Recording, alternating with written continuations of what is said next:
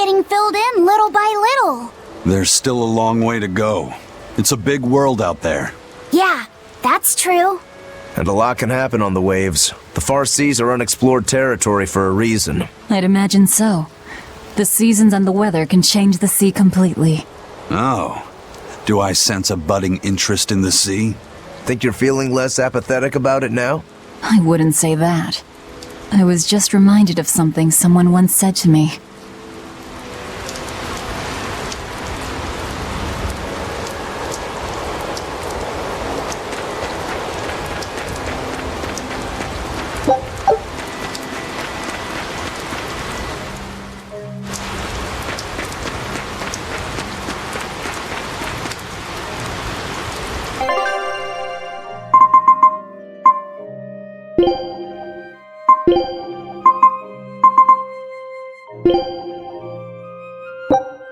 Food's ready.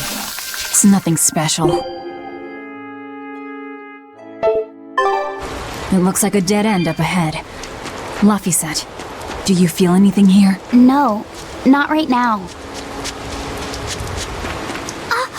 Look! Purple flowers! Yep, Salatoma. Is the demon the real reason the Abbey's closed off the forest? Worry about it later. It's flower picking time. Agreed. What do you think, kiddo? I told you these things were hard on the eyes. I mean, who puts those colors together? Yeah, they're really nasty looking. But if they help the others, that's good enough for me.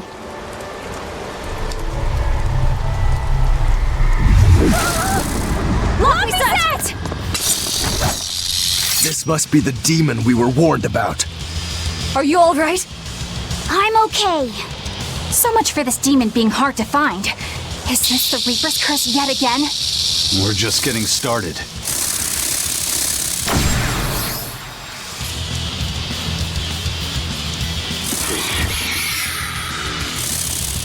Another barrier! That barrier. Even my praetor hearts can't break that. What's going on here?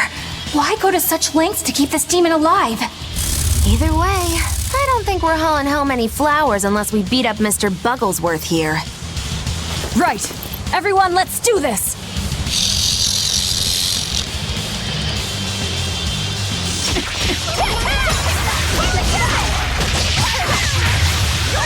This thing is so cool!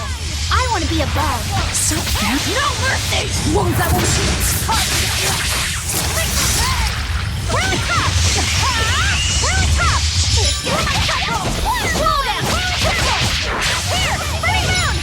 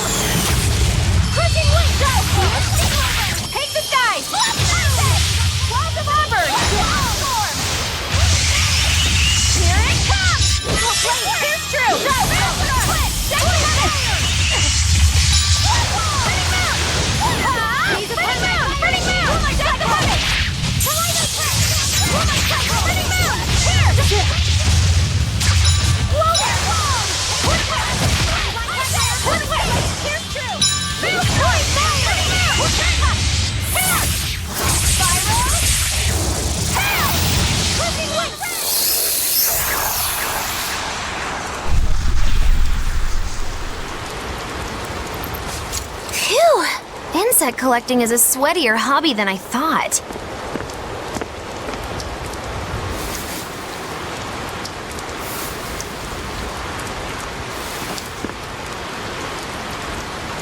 Look! Can we keep him? No, hand it over. I'll dispose of it. Aww.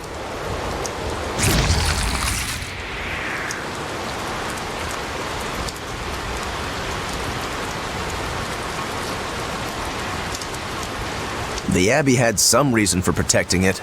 Maybe we should keep it alive for observation.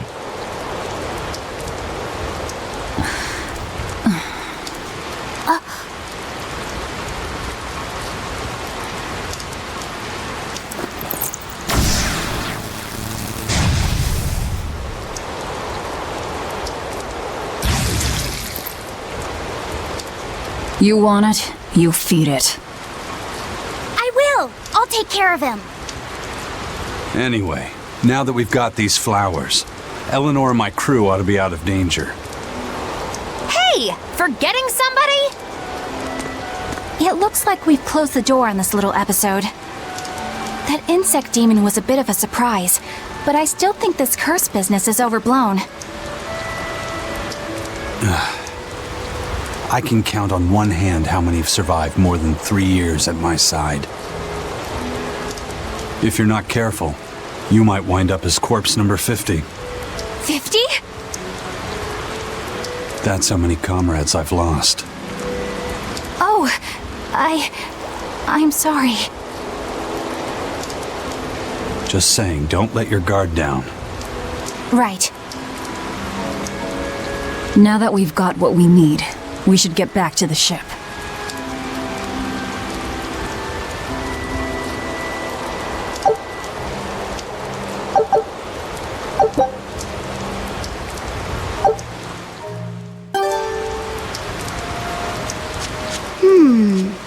I wonder what they call this kind of bug. You're way into that thing, aren't you?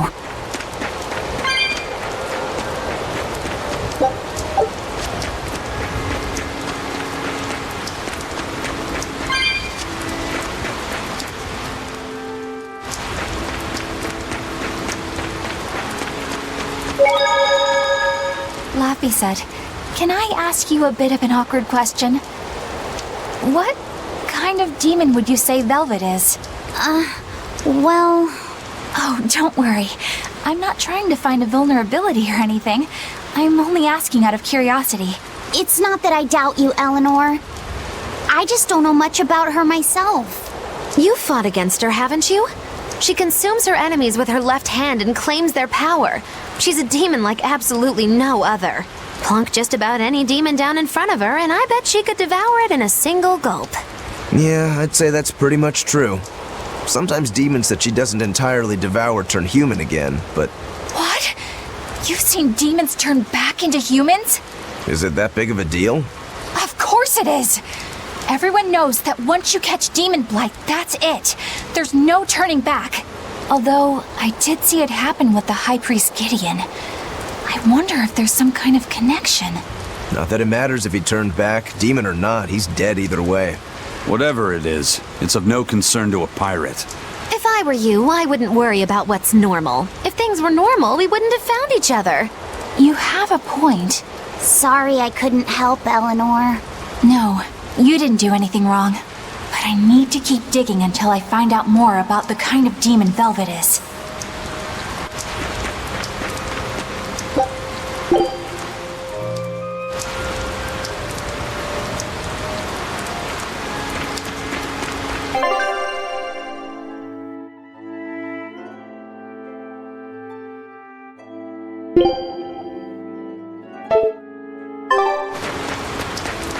That bug! It looks pretty tough. Yeah! I've been around a long time, but I've never seen anything like it! It must be a new species. Incredible! A new species is usually named after the person who discovered it. The Laphicet rhinoceros beetle, then? Rhinoceros beetle? Whoa now, that's a stag beetle if I ever saw one. No. Those things may look like pincers, but they're actually horns. A three-horned beetle will cause quite a stir in the bug community. Hey, I know pincers when I see them, and those were some mighty pincers. The Laphicet stag beetle has a better ring to it, right? What part of that sounds better? The whole thing. Stag beetles are the strongest after all. I can't let that go unchallenged. The rhinoceros is the king of beetledom. Beetledom? More like beetle dumb. That doesn't help your case at all. Rokuro, Aizen. I feel a dangerous storm brewing. The rhino is a one-trick pony with its horn, but a stag can cut its opponents in half. Its weapons can be used in any situation. The stag is a true swordsman. That's petty trickery. The only beetle with the raw muscle to decide its own fate is the rhino. But they only live for a year. The stag can survive through the winter.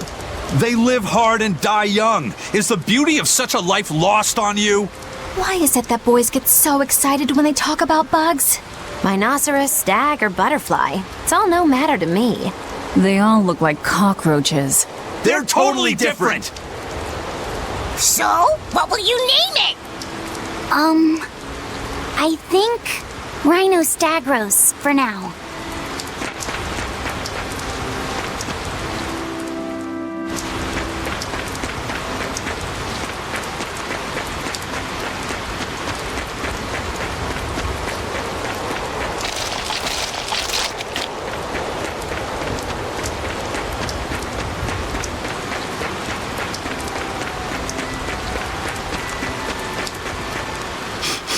Salatoma flowers smell so sweet, like raspberries. Let me smell. Oh, they smell tasty. Do they really taste that bad? They lure you in with their scent, but once that flower hits your tongue, its flavor transforms into something dreadful. Dreadful like how? The petals melt into a liquid thousands of times stronger than mint, and the leaves and stem taste richer than the richest beef tongue. The two flavors clash and fizz on your tongue, and your whole body is racked with choking pain. What? Seriously? That's what Ifrit told me anyway. It's actually true. That's exactly what it's like. You've tasted it before, haven't you? Is there any way around it? You can squeeze it, boil it, mix it with honey, but nothing gets rid of the taste. Trying to mix it or sweeten it makes it even harder for some to swallow. Have you taken yours? No, I'll do it once I'm back on the ship with the pirates. Wait, are you the type that puts off unpleasant tasks? Not at all. I simply cannot be the first to drink it when others are still waiting for us to deliver their doses. You do know that you'll have to drink double the dose after you start displaying the symptoms, right? Are you certain? Quit being so stubborn. It'd be better if you just got it over with. And you've taken your dose? No, I don't need to. Having a tethered Moloch drink it is enough to absorb its effects. But to a Moloch, it tastes... Yes, the cuter you are, the worse it tastes. It's good to be an exorcist, eh, Eleanor? Do I have to drink it? Of course not. I'll suffer through my own dose of Salatoma. Oh, pooh. How dull. Whew.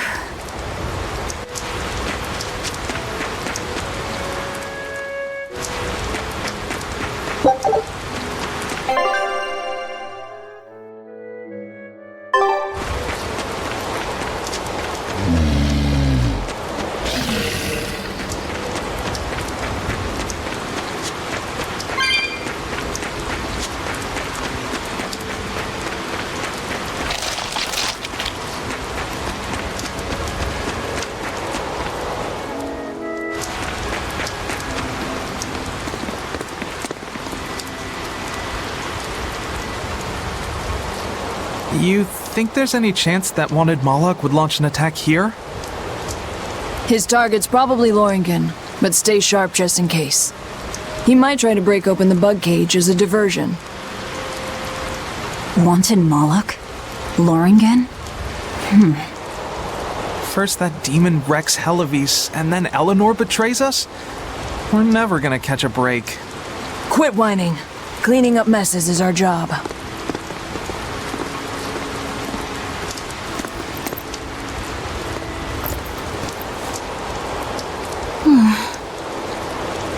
Looks like our Abbey buddies are up to something. And the bug cage. That barrier, I assume? If so, it won't be long before they find out we broke in. Then we should make our exit while we can.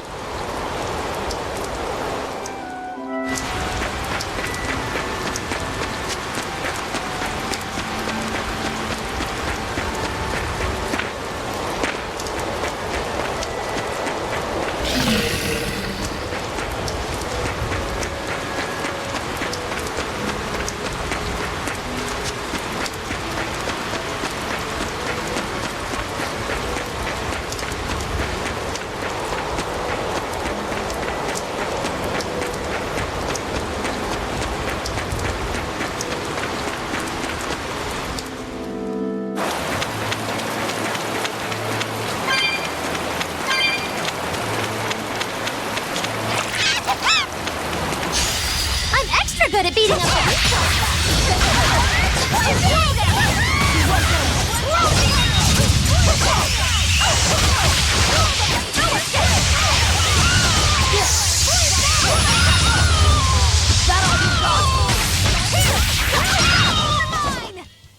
Are you hurt? Can you stand? Yeah.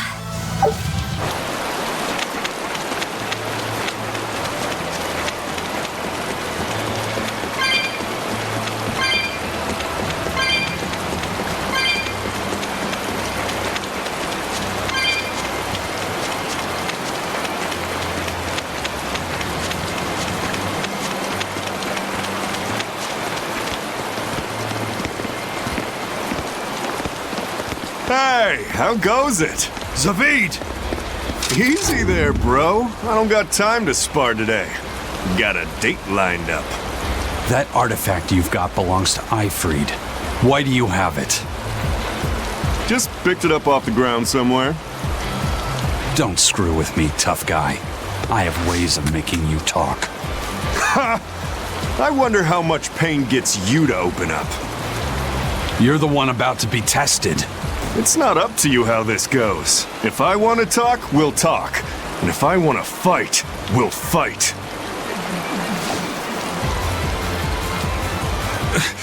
What are you?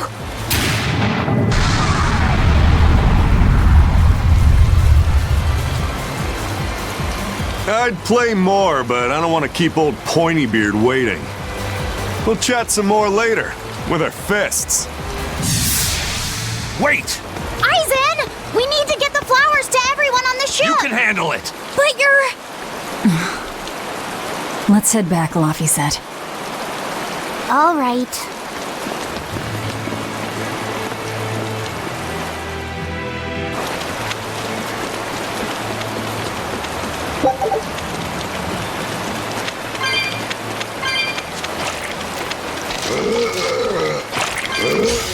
Guess it's time to fight.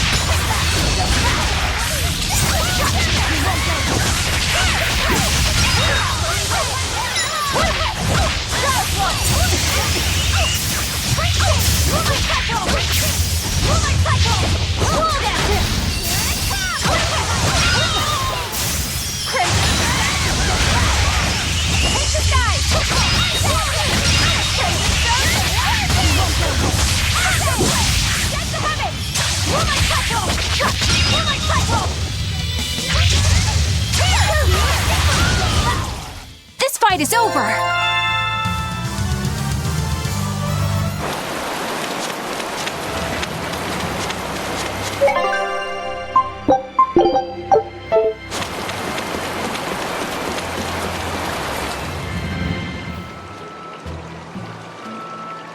That thing Zavid was holding? What do you think that was? From the sound of it, it seemed to belong to Ifried. I've never seen any object or art quite like it. Maybe it's that relic Ifried brought back from a continent across the sea. An art from another continent. Do you think Aizen will be alright? That Moloch seemed to know what he was doing. I'd rather we just stayed out of his way, but First the throne, and now here. What is Zavid after, anyway? he was probably just making up that date business. But still, old Pointybeard? Just like Ifried. When I was talking with Benwick, he said Eifried had a pointy beard. You don't say. Then I bet Zavid is that wanted Malak the Abbey's looking for. Yeah, he must be aware they're after him. And then he baited Eisen into following him, using something that belonged to Eifried. And I'm pretty sure Eisen knew that, but he went after him all the same. This can only go well, I'm sure. Is Eisen in trouble? It doesn't matter either way, if his Corsair scourge goes untreated. For now, let's get back to the ship.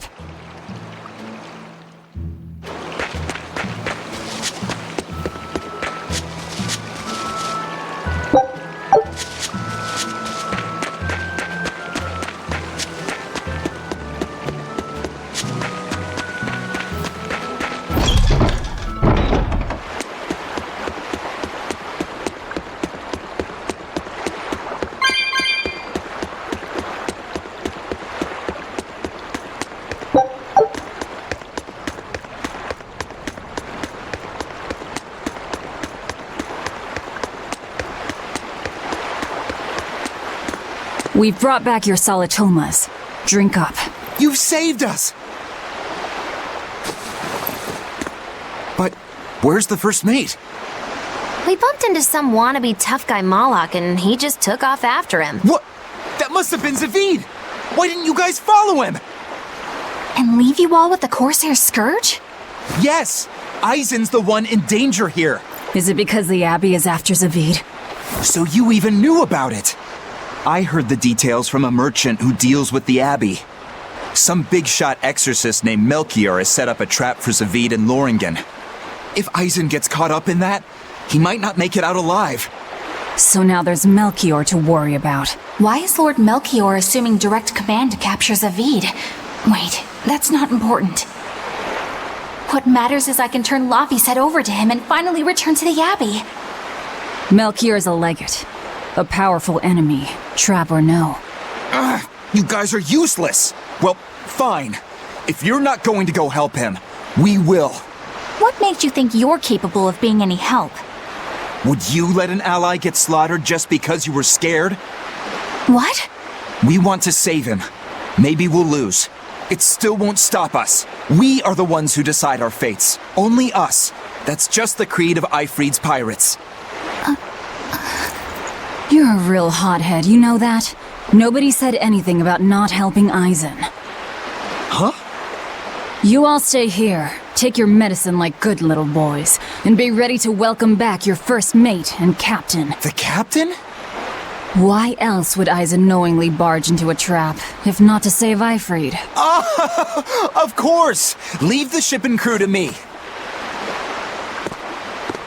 Here, this one's for you.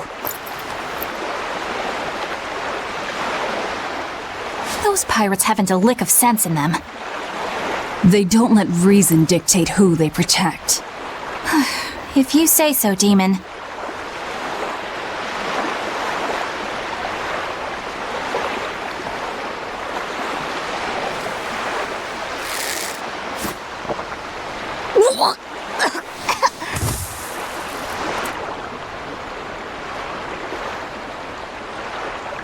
Now, about where Eisen's headed. Those exorcists were talking about some place called Loringen. Yes, it's a tower in the northern part of Westgand where the exorcists train. Lines up with what Benwick told us. That must be the place. There must be a lot of exorcists. Hang in there, Eisen. That'll take more than basic exorcists to do him in. We ought to pity any poor exorcists who meet the Reaper. Right. Let's work together and find him.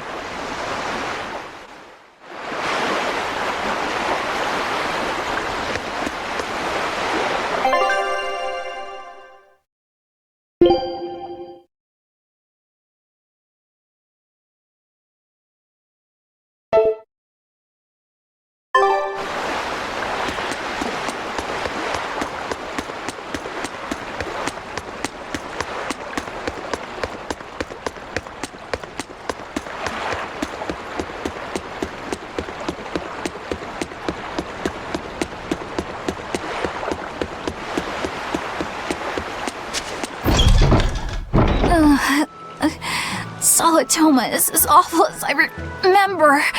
I'd hoped I'd never have to drink it again. Are you alright, Eleanor? Is this your second experience with the Corsair Scourge? No, I had it for a different reason. In the Abbey, it's tradition for initiates to drink Solatoma as part of their welcoming festivities. Sounds like hazing to me. When everyone shares the same experience, drinking something so shockingly revolting, our bonds are strengthened. It's a good thing. If you say so. I really did believe I'd never have to taste it again. To be blunt, I hate it. You're lucky you think it tastes so terrible. That means you also know what tastes good. Right, Velvet? What does that mean? Velvet can't taste anything aside from blood. What? Is that because she's a demon? I'm aware of one other flavor. Mogulu, here's your dose of Solatoma. No! Get back here! Don't! Keep that salad away from...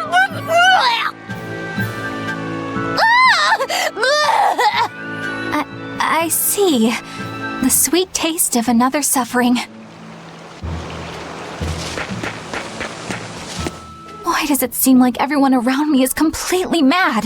Yeah! Continuing to fight when you know you'll lose just is insane! Would you stand around and watch your comrade die just because you're scared? I wouldn't want to, but getting myself killed wouldn't save anyone either. Yes, it would be illogical to fight. Is being illogical really that bad? Well... At the Empyrean's throne, I remember Velvet standing, despite the horrible pain she felt. Rokuro is training with all his heart in order to defeat his brother Shigure. And Kurogane used up his own head to forge a powerful blade. None of that is very logical. Yeah, I don't know quite how to put it, but I think it's all amazing. Aren't you forgetting someone? Magilu is traveling with us, even though she doesn't care. And that... Yes, go on. I don't really understand what that's about. Miss Magilu, hang in there! Well, it is amazing in some sense, I suppose.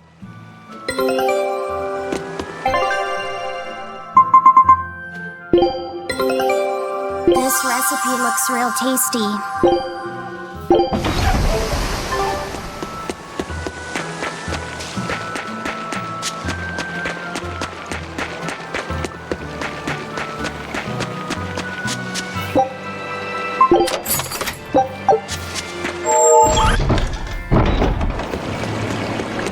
Loringen Tower lies beyond on the Burnak Plateau. Right then. If you're gonna set up an obvious trap, couldn't it at least be someplace more convenient?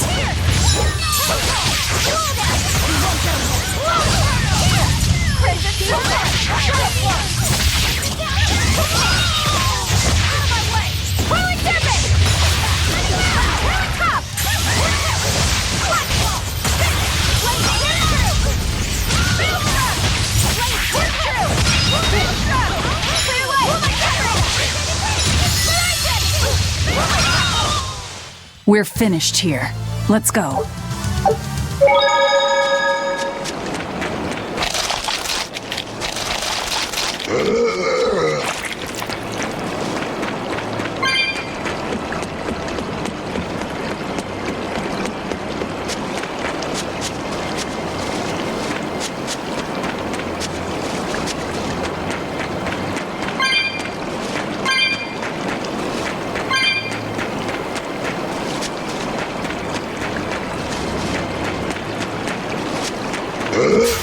Right then, let's finish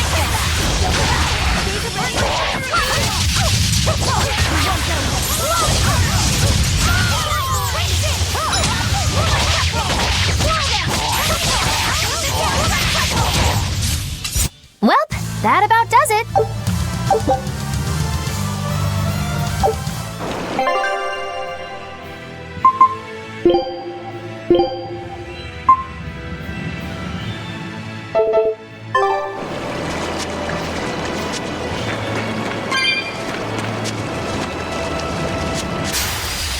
come!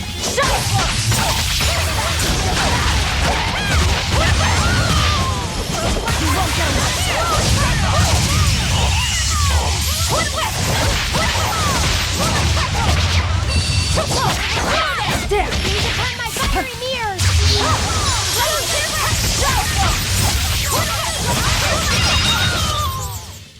Its guardian was angry at it. Hold on. You can read a guardian's heart?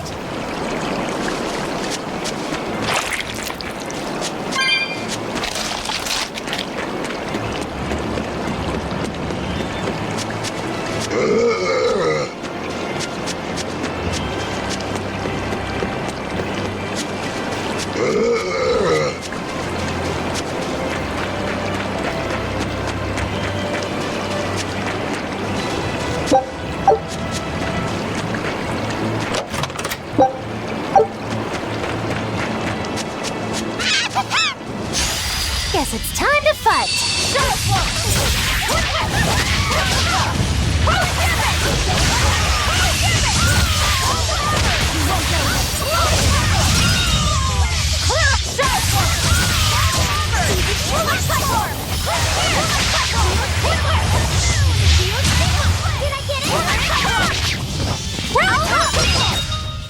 I'll cut down anyone in my way!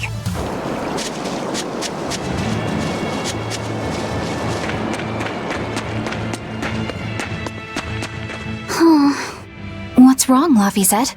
I was just wondering why Eisen and Zavid can't work together to find Eifried. All men their age care about is their reputation, their street cred. Such a hassle. Oh, really? Well, I can't fully deny it. The same could be said of women, and of everyone, really. It's hard to work alongside someone unless you strive to understand their thoughts and feelings. And if you can't? Well, It's like Zavid said. You start talking with your fists instead. Sounds harder than I thought.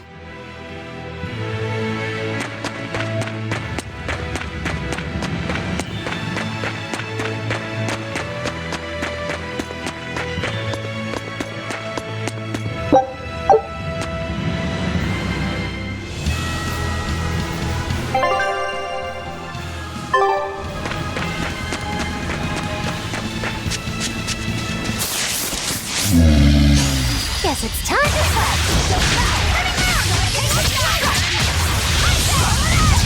Here's true. Crash through. My fiery mirrors.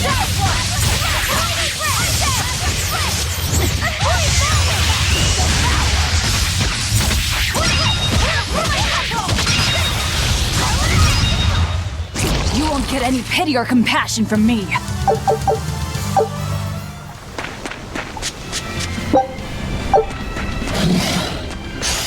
Don't waste my time.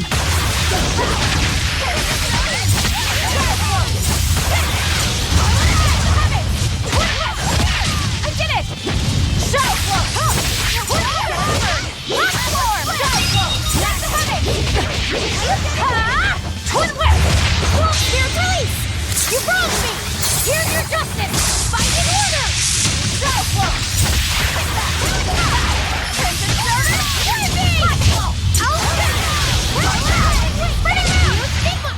I had no problems here.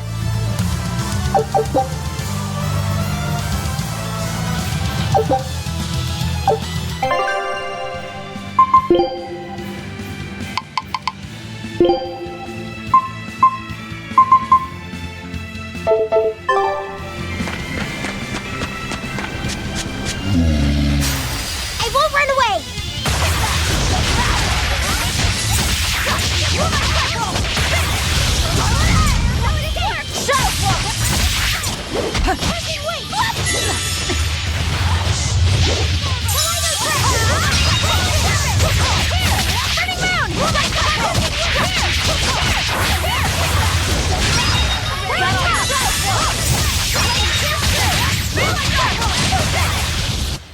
Not bad. You too.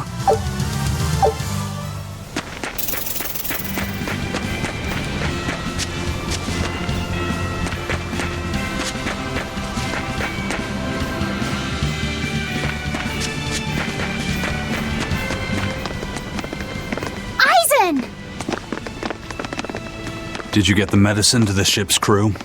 Yeah. Good. My thanks to you. These soldiers won't be happy in the morning, but they're alive. Is this your work? No, they were like this when I got here. It must have been Zavid. He didn't kill a single one. Interesting. The Abbey is going to great lengths to arrest him.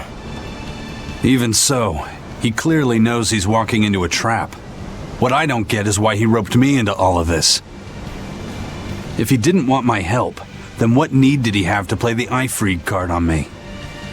If you knew this was a trap, why did you come? To see for myself. When I met Eifried, I was wallowing in despair that I would ever find a way to break the Reaper's curse. Stop denying reality, he told me. If you were really born with that curse, then it's a part of you. But if the Reaper learns to grasp the wheel of his life, even he may find his creed, his path through stormy waters. And so, I joined him aboard the Von Eltia. A creed of life. Let's say someone's murdered the captain. If it came as the result of him living life on his terms, I could accept that. But if anyone, and I mean anyone, tries to crush his way of life, I could never forgive them. Who's there? It's rude to eavesdrop. If you got secrets, talk about them at home. Zavid, isn't there any way you and Eisen can work together somehow? Not if he's going to keep acting like this.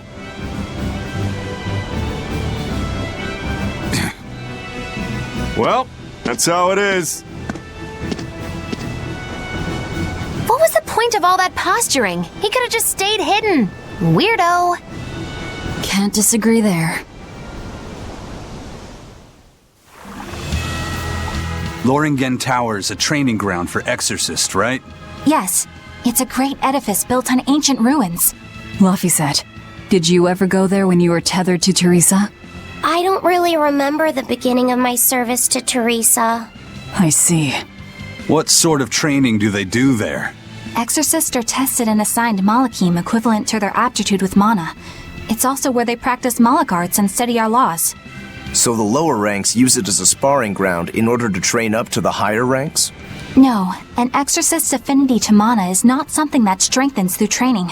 We are given Malachim based on our inborn ability, then learn arts to suit that ability. So, an orderly is an orderly for life, then? Correct. There'd be no spirit of competition then. Don't they want to get stronger, to advance through the ranks? There'd be no purpose to advancement. Rank signifies nothing more than the type and number of Malachim one can tether. People join the Abbey for only two reasons: to protect people from demons, and to save the world. Are all of you that dedicated to asceticism? How sickeningly noble of you. I wonder if your wills are suppressed just like those of the Malachim you use. Deviants like you could never possibly understand our motives. In any case, that is who awaits you at Loringen Tower. So we're in for a rough welcome. I say bring it on.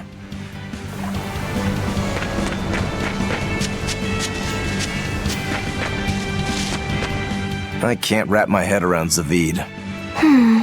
We witnessed his unwillingness to kill before, but it seems he's quite serious about it. Maybe that's why I don't feel scared of him. Even when he and Eisen were about to fight, I didn't feel tense at all. Perhaps that's just because you've been around Velvet a bit too long, kiddo.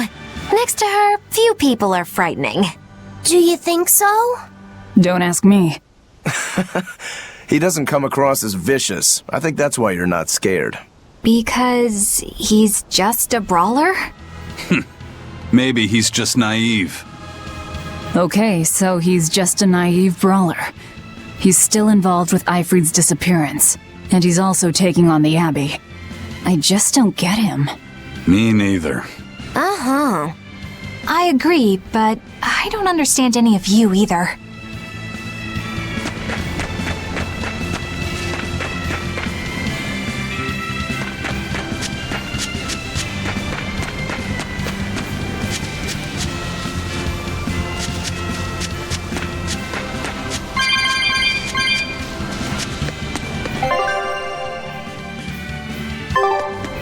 I don't get it. Get what? Why did Eifried let Eisen join his ship, knowing he carried the Reaper's curse with him? What good did it do? I just don't see the reason behind it. Well, if it were me who had that curse, it would mean that you and Velvet could die because of it, right? Yeah, I suppose so. If that's the case, then I'd feel like I'd both want to and not want to be close to you two. And I'd probably really, really hate myself for it. Do you suppose that's how Eisen feels? But Eifried still took him in. He agreed they'd put up with the curse together. It's all a bit hard to fathom. Well, if one thing's for certain, it sounds like Eifried's a very strong man. At least for a base lawless pirate.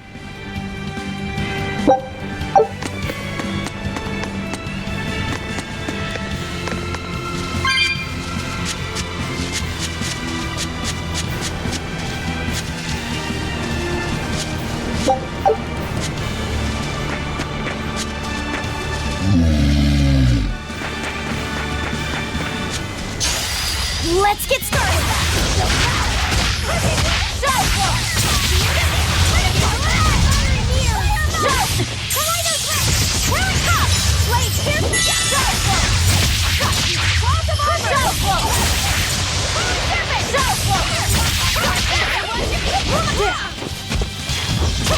That all you got?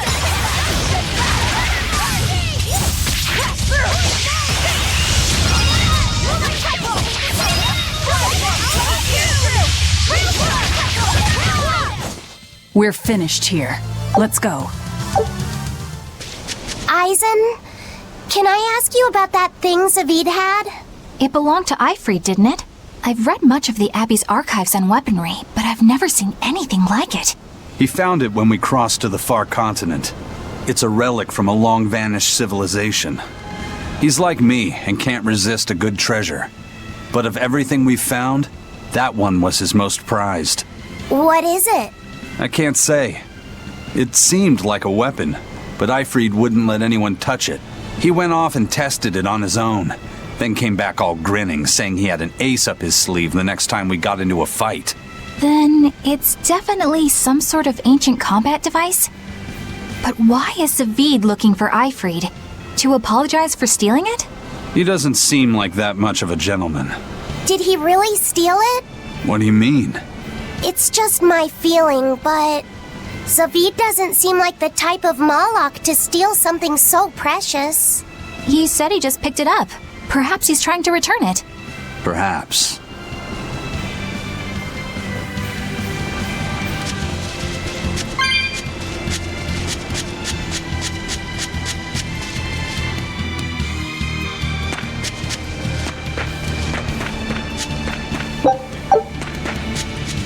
No one on guard. They're really not bothering to hide this trap. They probably knew we'd sense it. The question now is just what they're planning to spring on us.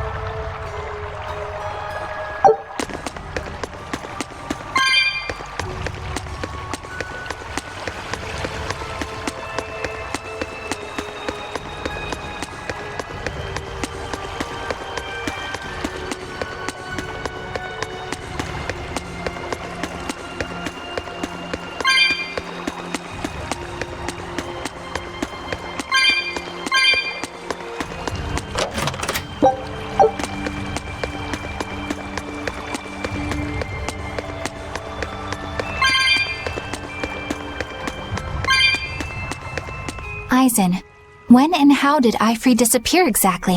And how did you two meet in the first place? You know, You ask an awful lot of questions about us. What? I don't mean to pry, really.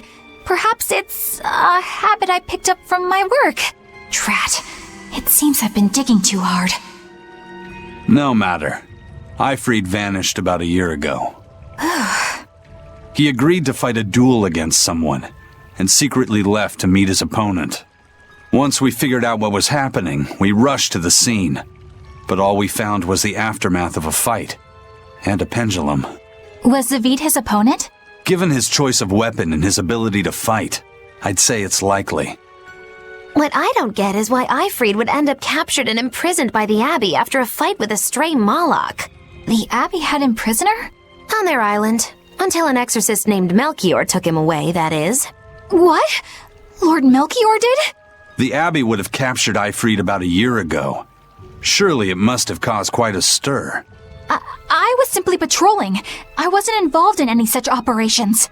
Oh, but I do remember that we suffered a great number of casualties around that time. I never heard why, and when I went to investigate, I found no records of any major deployment. And then I was ordered to cease any such investigation by Lord Melchior. That's fishy. He wanted to hide something, clearly.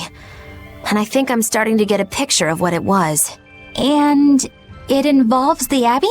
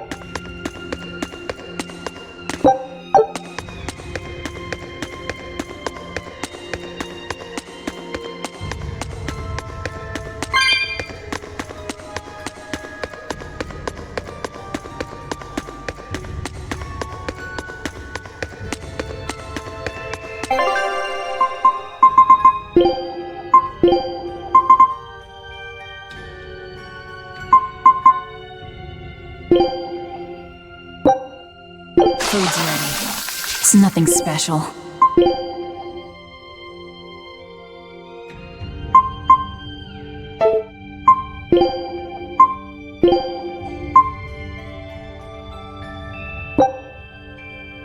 Food's ready.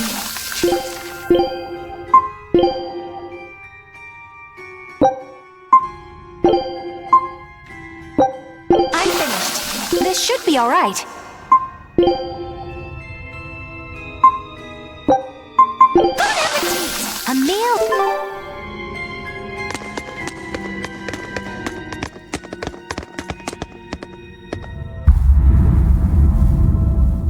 Ifrid. So, this is Von Ifrid.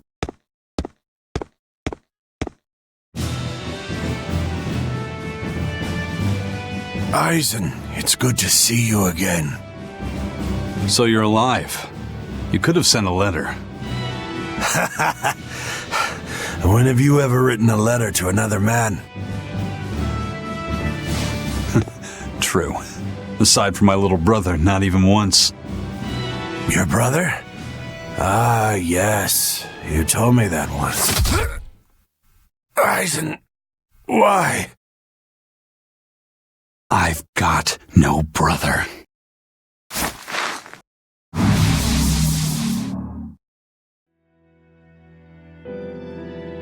Enough of your tricks!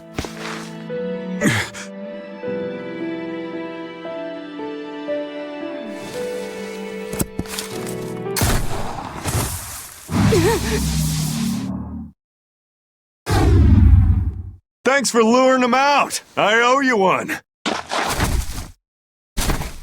Zavid. Now come on out, you old coot!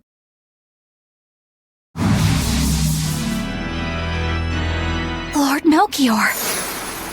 Breaking through my double illusion. Impressive.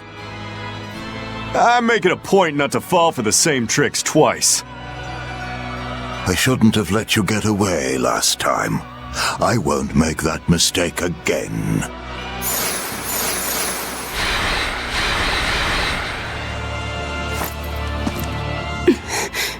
What? Why am I here? Her consciousness has returned, so that is its power.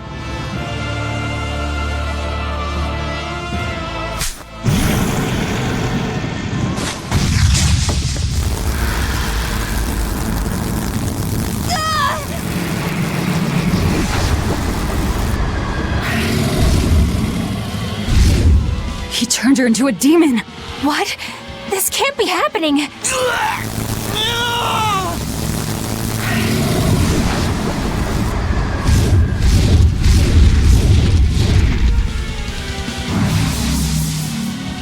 A chain reaction. Your Reaper's curse is quite the dreadful affliction, isn't it? Don't you run away! Heads up! Wyvern's coming!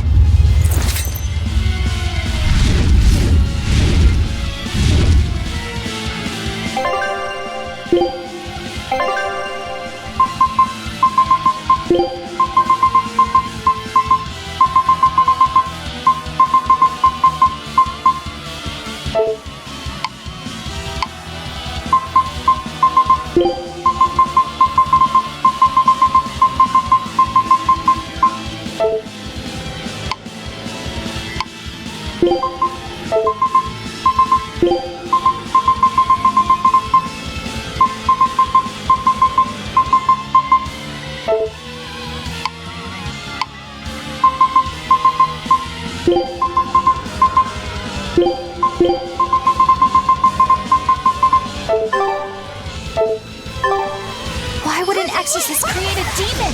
Hey, worry about that later. The goddamn dragons will take care of it.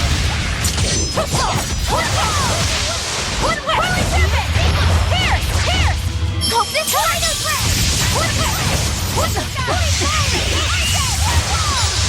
Crushing weight!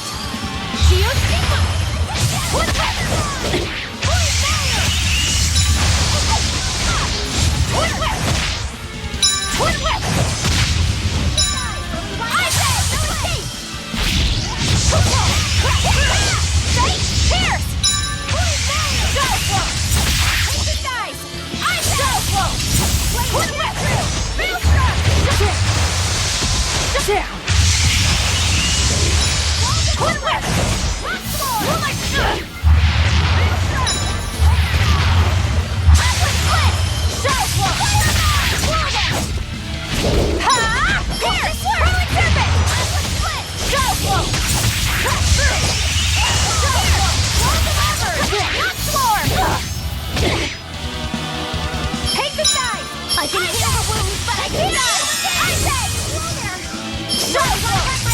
No mercy! Wounds that will shield!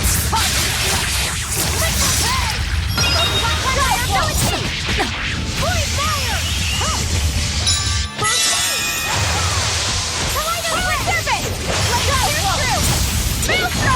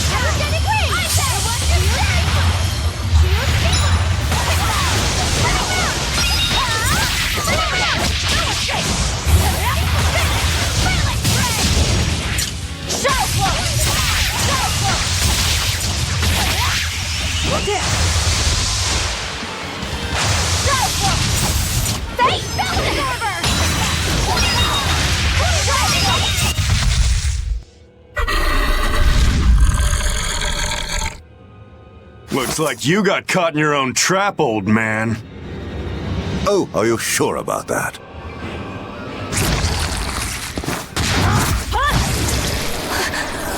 What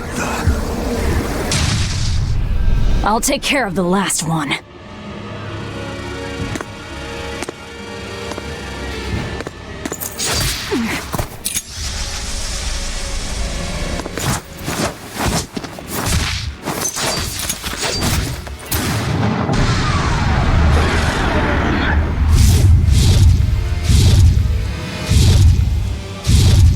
He just saved the wyvern? You folks jump in and kill without a second thought. Is that your creed? Marvelous. Your Siegfried is just the power I've been looking for.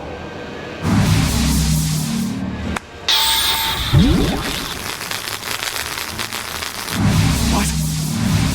My work here is done. The hell did you do? Wait, damn you! Follow them!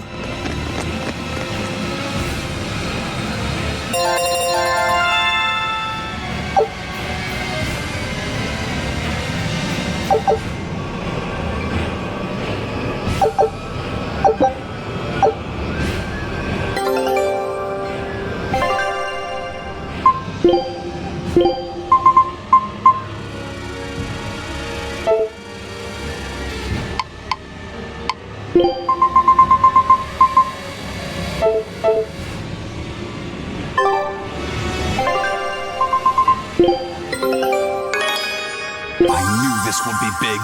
What a treasure!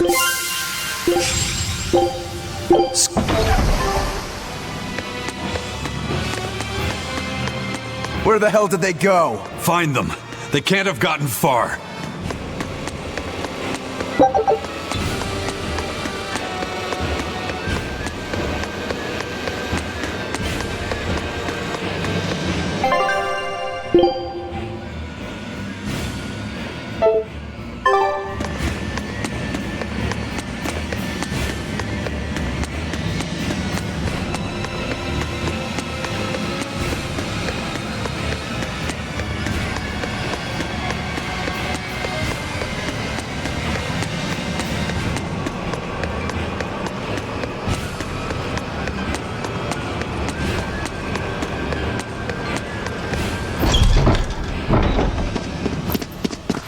Damn.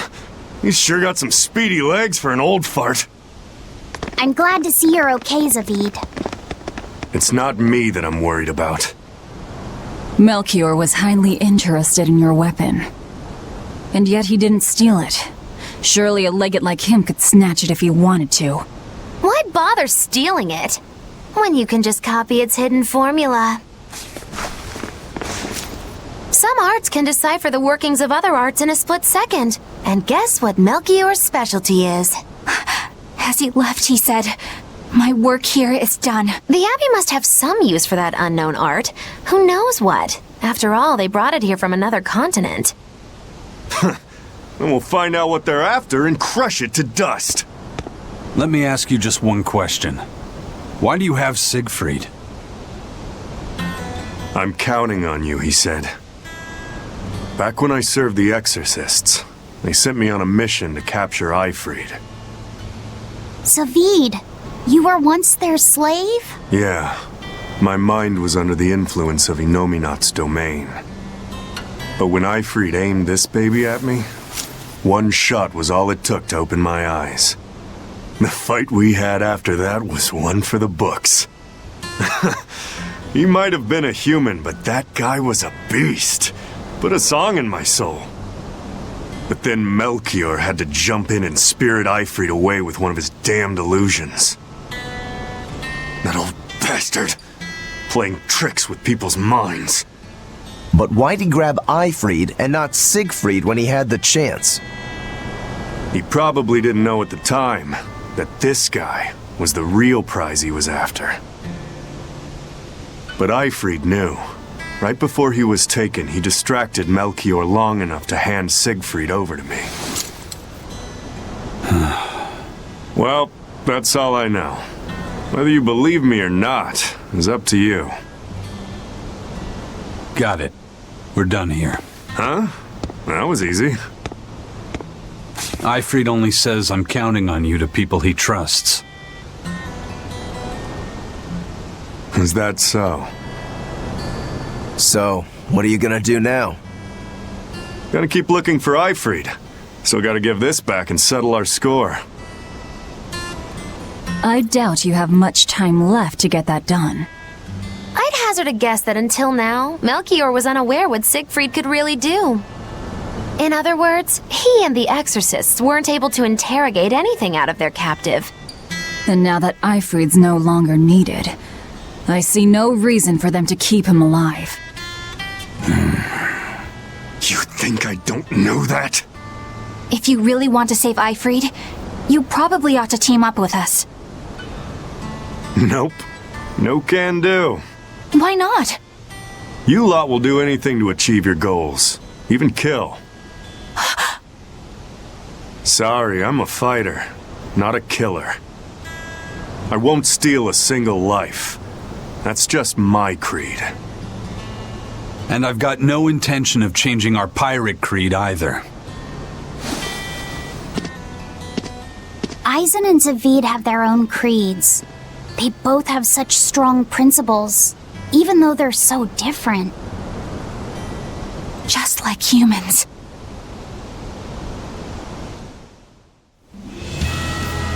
Well, that was sure something. Melchior and his illusions are cheats. There's no cheating in combat. What I meant is that they were awfully dirty tricks for an upstanding exorcist.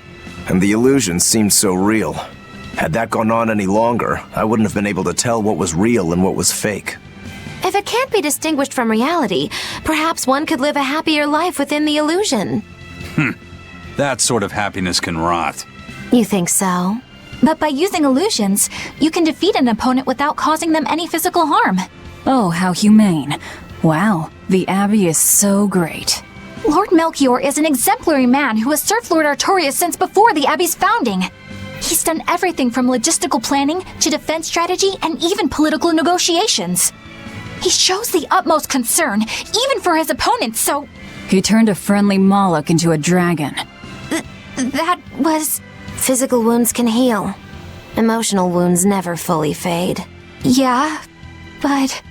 Don't lose heart, Eleanor. Foul play is foul play, but you're talking to a demon and a witch. Who can judge? I appreciate that you're trying to console me, but as an exorcist, I cannot accept this.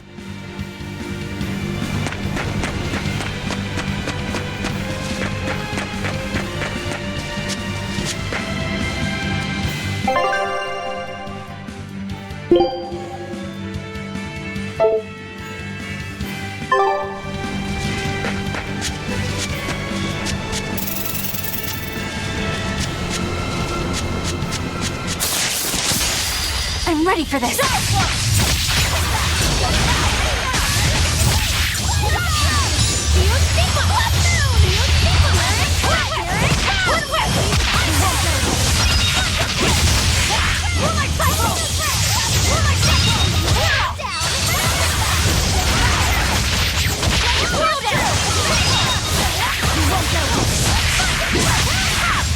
Now, rise!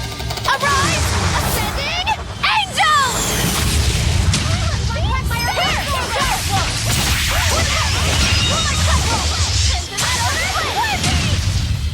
I had no problems here.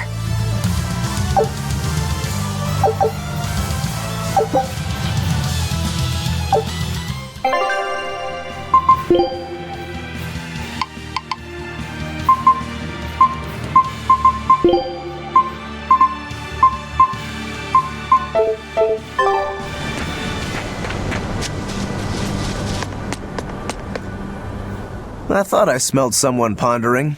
What's on your mind, Laphicet? I know Siegfried comes from another continent and all, but do you know anything else about it, Rokuro? Nope, can't say I do. All I care about are swords. That contraption doesn't interest me much. I suppose that makes sense. But it looked real powerful. Just guessing based on how we saw Zavid use it, I'd say it amplifies his power somehow. An amplifier. It's true that he seemed to get stronger when he fired it at himself. Yeah, and it gave that dying legendary wyvern enough strength to escape. But wasn't it also what he used to dispel Melchior's illusions back there? That was also amplification.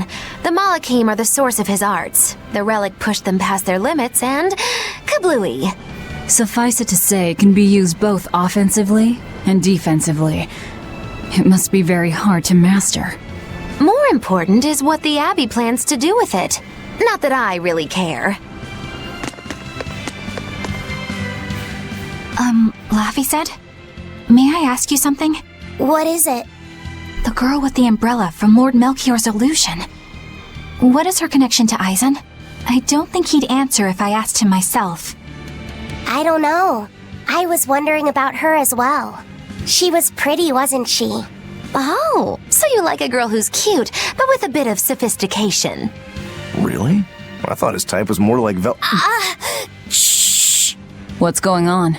We were discussing a delicate topic. Muffiset's first crush, if you must know.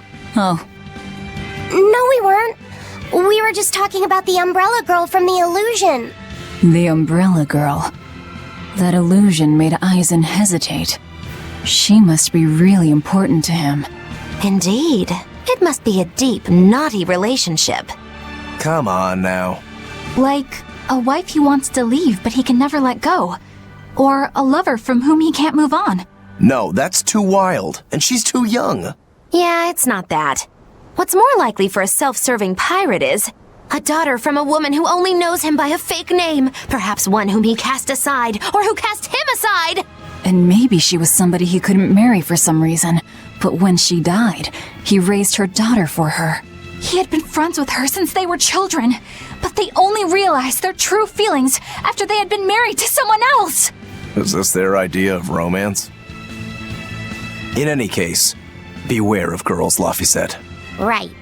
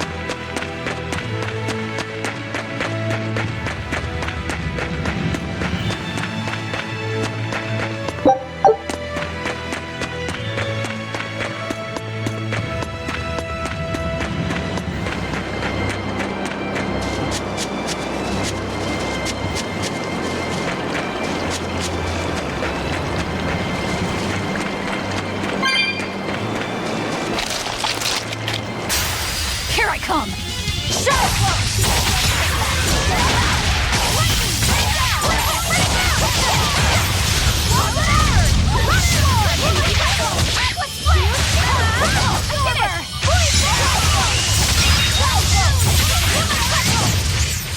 Did you see that? I beat it!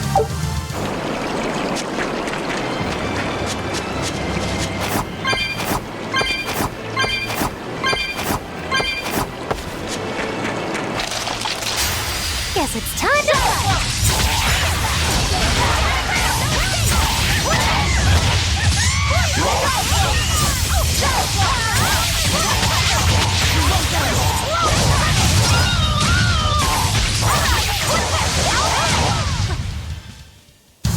What about this one?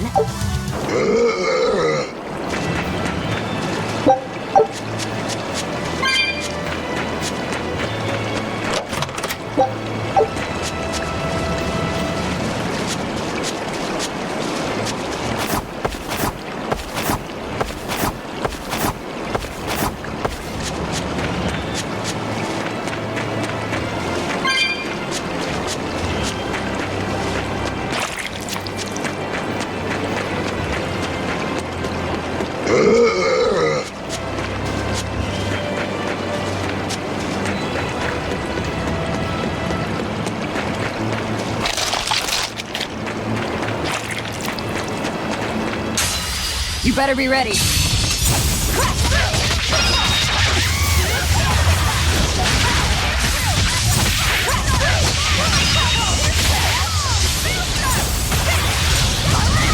Dark and light!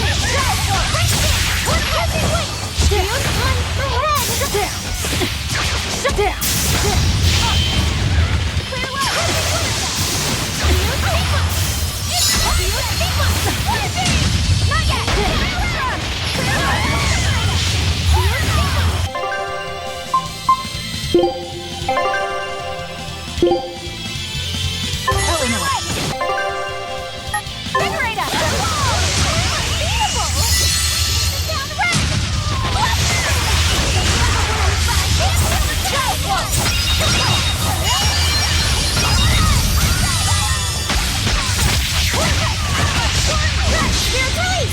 You broke me! Here's your justice! Fighting order!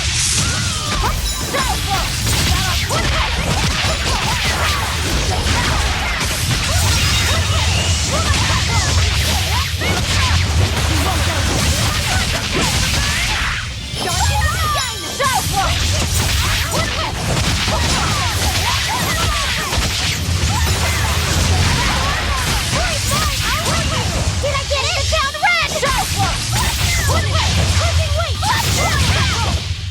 That was a considerably powerful enemy.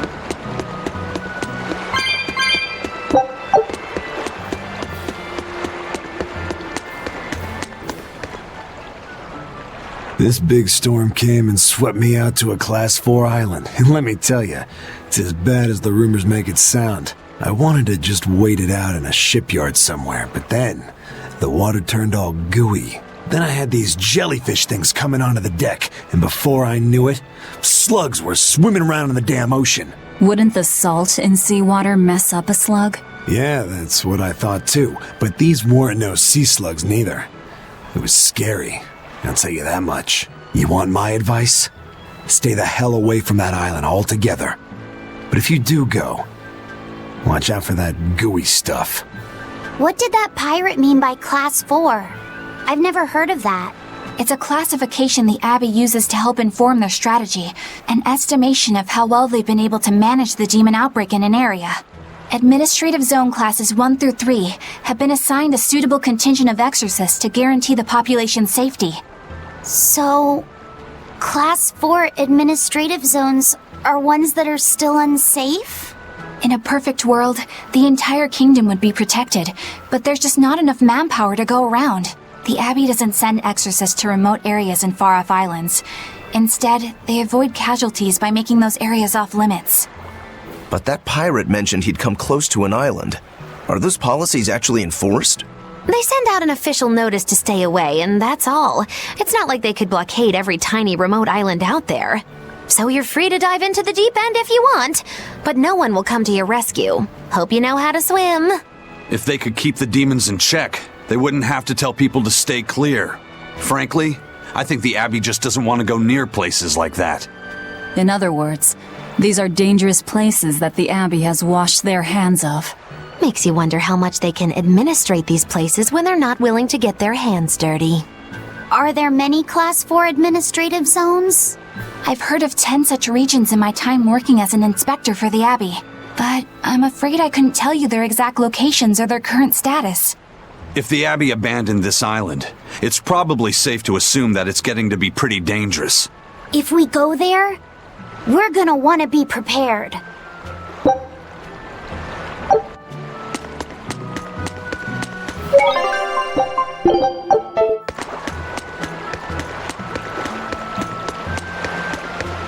First mate! You're all right! Sorry to worry you. And the captain? It turned out to be a fake. But now I know the real one's still alive somewhere. Well, of course he is. Not that he has a lot of time left. What do you mean? Calm down.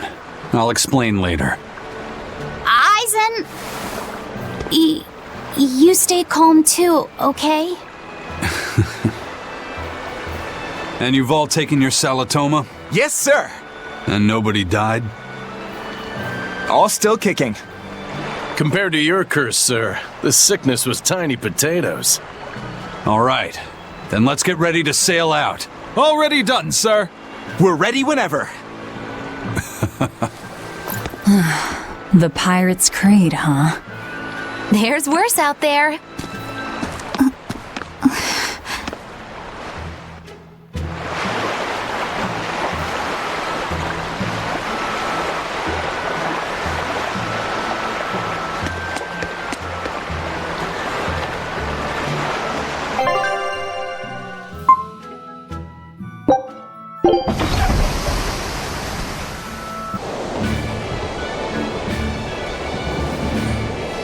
It's too bad that wasn't the real Ifreed. But I'm glad everyone on the ship is feeling better. Yeah. Though it sounds like they never want to touch that Salatoma stuff ever again. What about Eleanor? She took it too, and her face went all wah! I don't mean how she looked. I mean how she actually feels. Oh, well, she looks like she feels better too. Good. You're worried about her, aren't you, Velvet? No, it's nothing like that. Let me tell you something, kiddo. When young maidens ripen, they have trouble expressing their feelings. So Velvet's ripen? Mogilu! Quit giving Laphicet confusing thoughts. No trouble expressing those feelings, I see.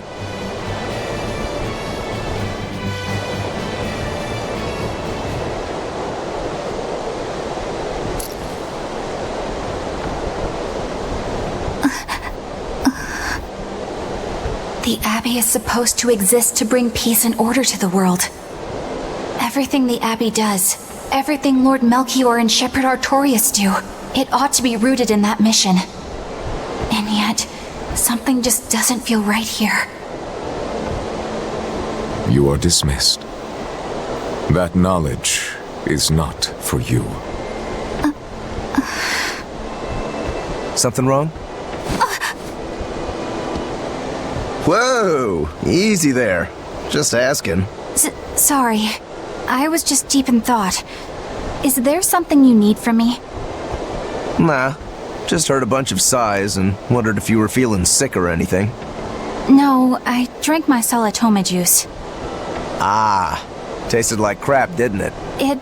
It wasn't that bad. Hey, What? are you afraid of demons? No, I am not.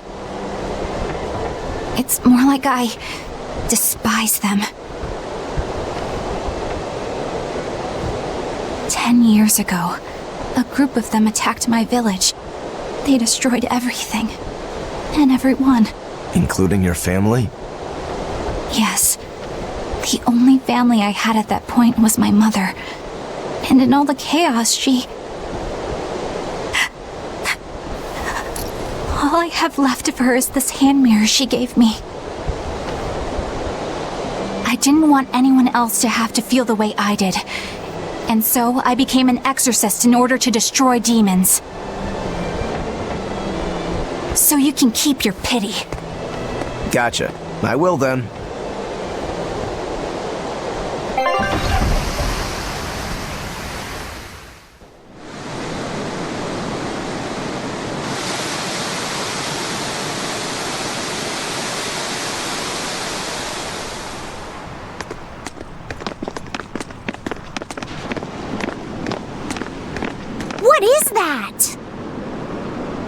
That's called a pangyon, a type of bird native to this area.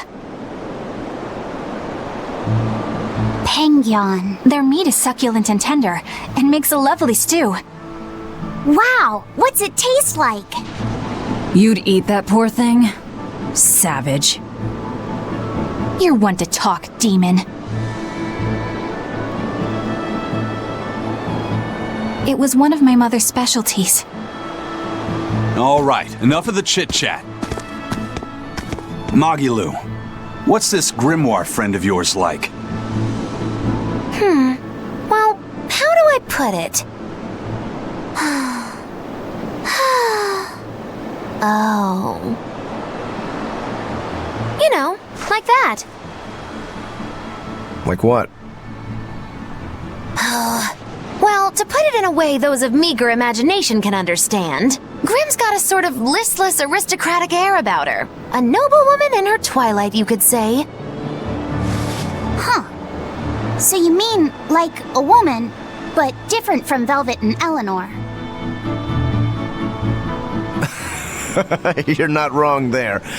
Tell you what, just keep an eye out for a grown woman. Grown woman. Okay, I got it. Well, since we got her name, we could start by asking around. Exactly. Now you're talking.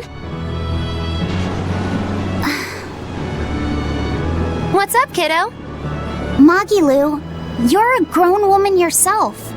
So why is it you have trouble clearly expressing your real feelings? Good question. Put simply, a long time ago, mine broke. Bagow! Chapoom! Bye-bye! Your feelings broke? Come on. Let's question the townsfolk.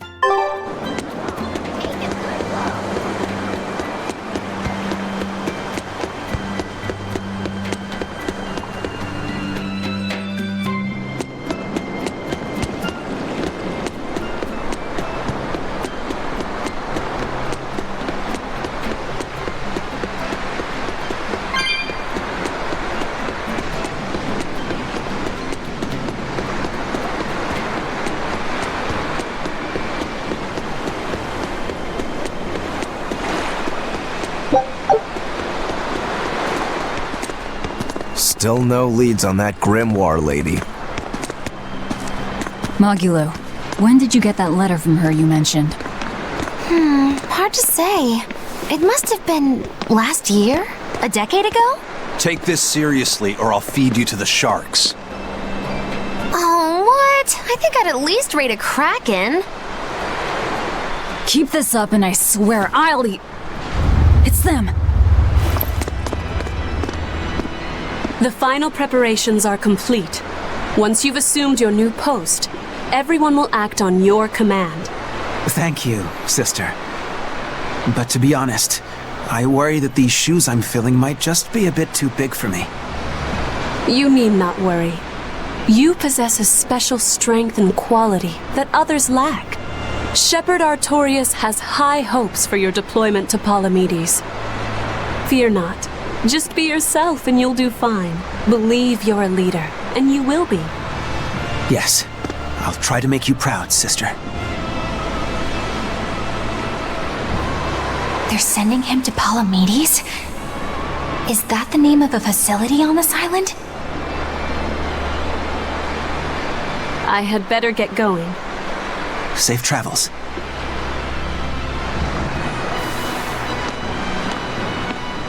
Oh, one more thing. Be careful around the demon in Haria. It's stronger than it looks. We've even had some casualties. Understood.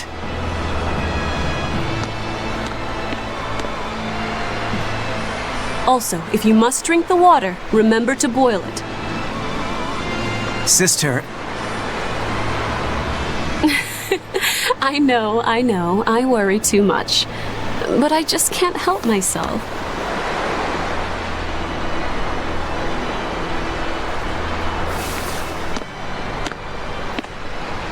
So, there's a demon in Haria. Sounds like it's a pretty feisty one, too. If so, it may prove useful. Still, what magical timing for Oscar to show up here at the very same hour we do. I understand your suspicion of me, but have you any proof? None, it's true.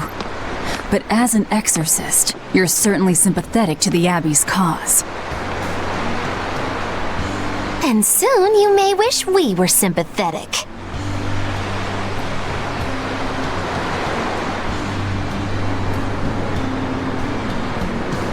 Eleanor hasn't been snitching on us. I'm sure of it. And how would you know? Are you watching her even when she's taking a bath? Huh? No, I don't. I always stay outside when she's taking a bath. And... Then isn't it possible she's communicating with the Abbey in secret while you're not there? You pledged to obey me until the day you die, correct? Yes, that I did.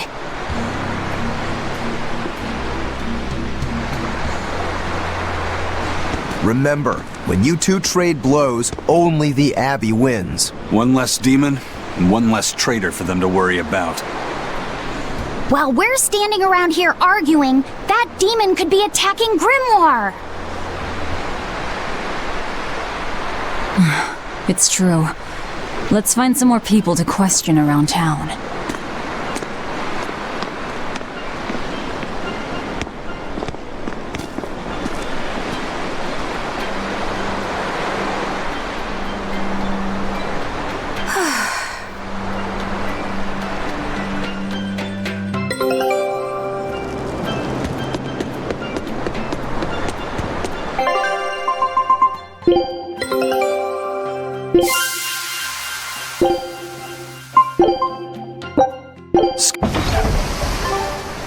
So what's it really like? Huh? The connection between Moloch and Vessel. Do you share, like, thoughts and feelings? Sort of. When I'm dwelling inside Eleanor, I can see what she sees and hear what she hears. But I can't read her thoughts or her emotions. Sitting in a box doesn't teach you how the box feels. I see. In that case, I want to give her as little time alone as possible. I don't want to bathe with her, alright? I know. You're a boy and all. For her baths, we can send Bienfu. No, that's a bad idea. It'll have to be Magulu. Or myself. Phew! What sort of boundaries have you and Eleanor drawn? How do you sleep? We talk before bed sometimes. But it's not like I'm sleeping by her side or anything. It's easier for me to tell when she wakes up if I'm dwelling inside her. Does she ever get out of bed at night? Not in my experience. And she sleeps so peacefully. Huh? When she's around you guys, she always looks so stern. But when she's sleeping, her expression is... softer, you could say. She lets her hair down, too. And I think it's kinda prettier that way. Huh. So that's what he likes. Well, keep an eye on her, but... But? Watch out for the older girls. Huh? Teresa and Oscar sure seem close. I've known them since I was an initiate, but I've never seen them quarrel, not even once. Did you ever fight with your brother, Velvet? Yeah, I guess I did. Sometimes I'd chew him out, and he'd sulk and stop talking to me, but I found that adorable too. You did? No matter how much he dug in his heels, or tried to talk like he was in charge. After a while, he'd be right there trailing along behind me. Like a little puppy dog. Puppies are a lot more obedient. I always had to keep an eye on him. Little brothers are odd creatures. Rokuro's a little brother. Is he adorable too? Huh? I don't think a little brother who's out to kill you is in any way adorable. But Shigure seemed like he was having fun. Sometimes you just don't make sense. Huh? I don't know. Little brothers. Do you have any siblings? I'm an only child. Well then, that's perfect. You pretend the boy is your little brother. Huh? That's a bit extreme, but actually, when I'm talking with Lavisette, sometimes I think this is what having a brother must feel like. I could be Eleanor's brother. Don't take any of this nonsense seriously, Lavisette. Malakim are just tools to exorcists. She can never think of you as her brother. Oh, yeah. You're wrong. I've changed how I view Malakim. I know that's true because I can think of him as a brother. Right. She's all talk. Don't believe her. It seems to me like you're the one who's treating him as a tool, by forcing your own opinions upon him. Ooh, two sisters struggling for the affections of their brother. Eeny teeny candlestick, which one will the Muppet pick? How about an older brother instead?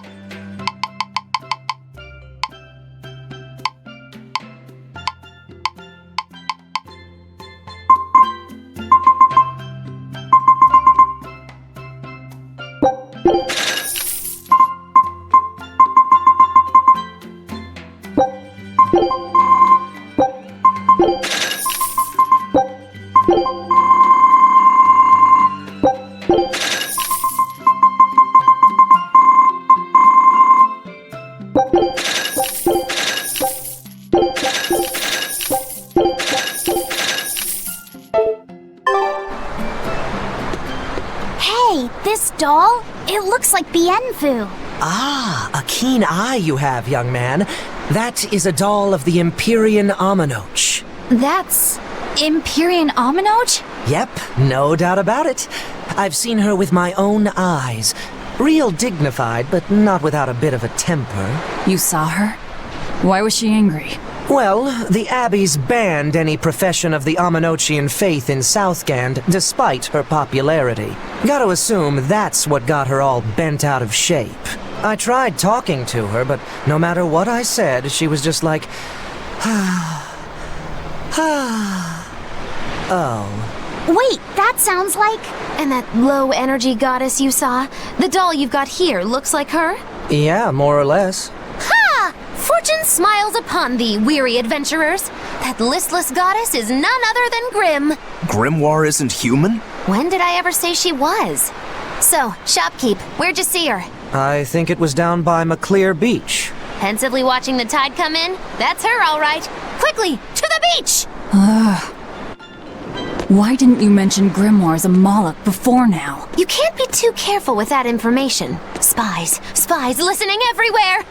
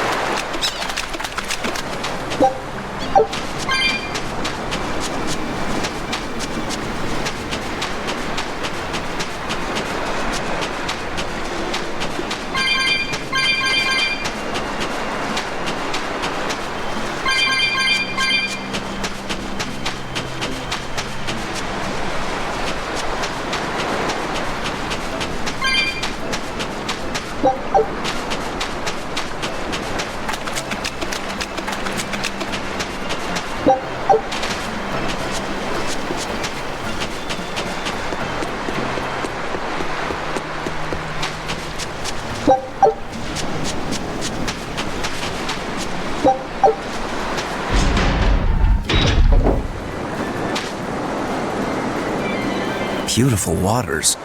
So this is Muckler Beach. I hope she's actually here. Don't waste my time.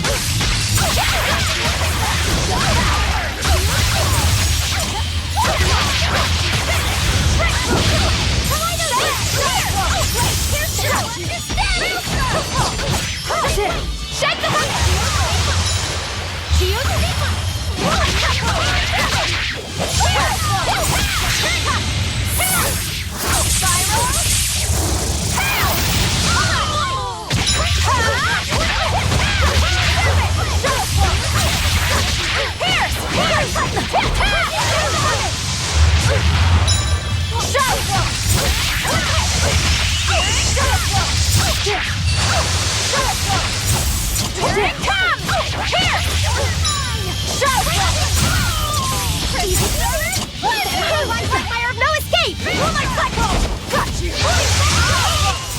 I was amazing, wasn't I?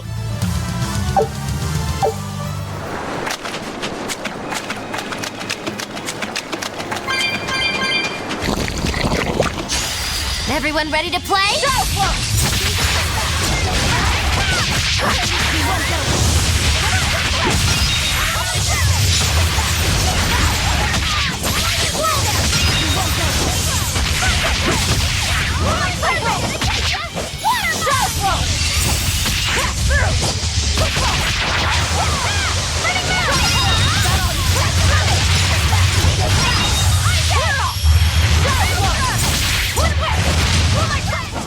Did you see that? I beat it!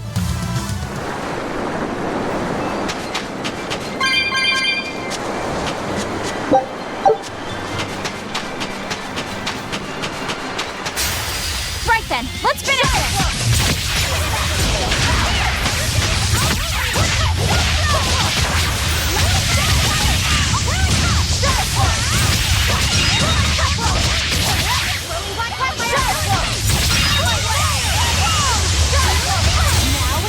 Rise! Arise! Ascending angels! I still need a lot of training. Is training hard? It's necessary, so no, I don't think so. Classic honor roll student.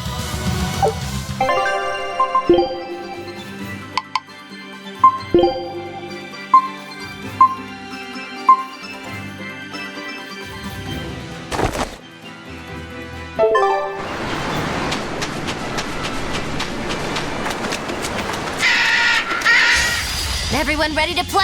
Ready to go!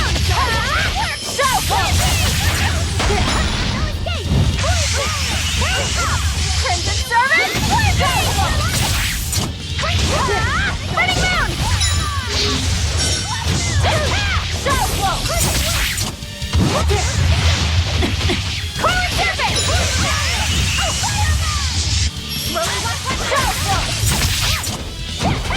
These are on my fiery mirrors!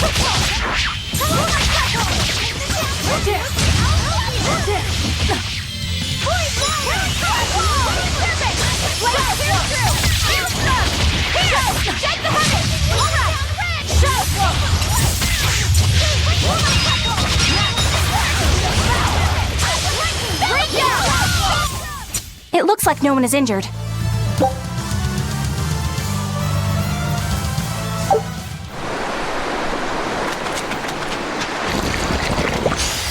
Right then, let's finish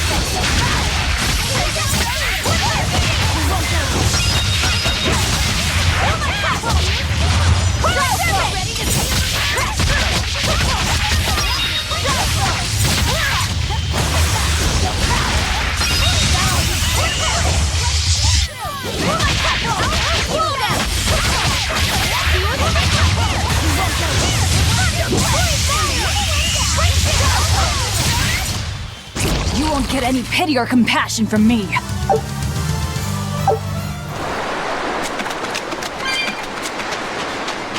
This grimoire who we're searching for is a Moloch like Bienfu, right?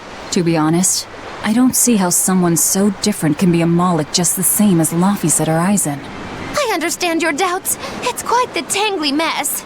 I'll In that case, I've been wondering, what's underneath your hat? Oh no! Anything but that! So, we've hit a wall already. But that ribbon flaps around and gets in the way, right? Could I take it off for you? No! No! That's not possible! You mustn't remove the ribbon! Why not? That's another thing I can't say! It's all cants with you. Alright, is there anything you can tell me? I could talk about what type of Malakim we are, or our position in the world of Malakim, or our abilities. Oh, I'd like to know all that. Then I will tell you. Listen closely. We Norman are a well-established race of Malakim. Compared to other Malakim, we aren't as adept at manipulating natural forces, but we excel at drawing out and heightening the abilities of others. Think of them as a convenient power-up. They're also known as common spirits. Don't even say that! We Norman hate being called that. Why is it so painful for you? Because it makes people think we're average and unremarkable. That's why we work so hard to show how we're all different. That does explain your quirky speaking mannerisms. Don't sweat it. That's a perfectly common thing to worry about. Don't say that!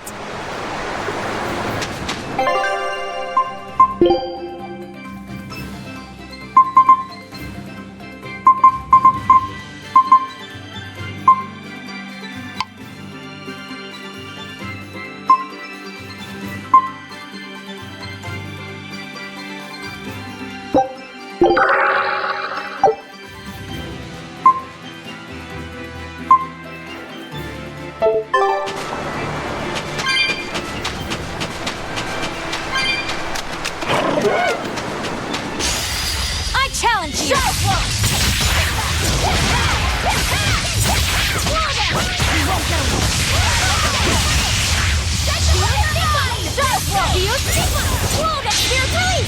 You broke me! Here's your justice! Fight in order! Get it!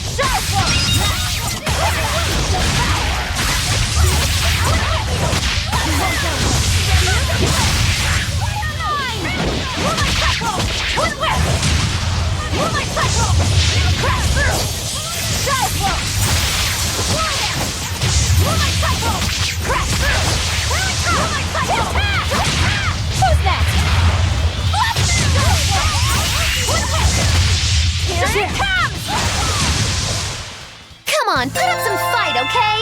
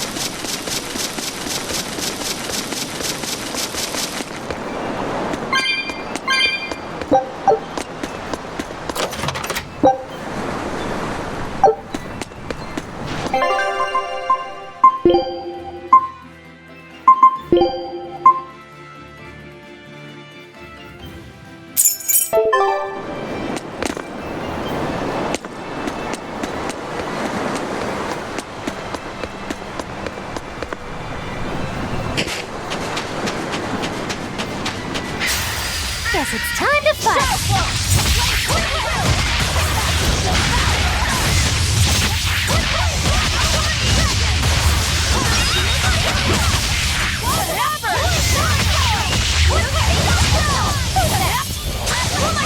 Next!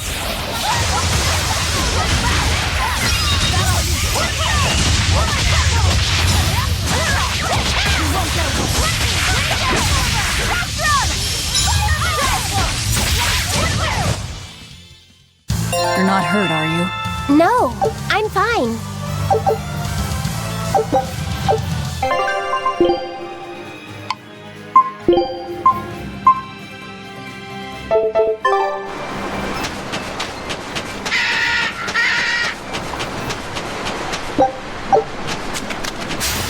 Don't get careless!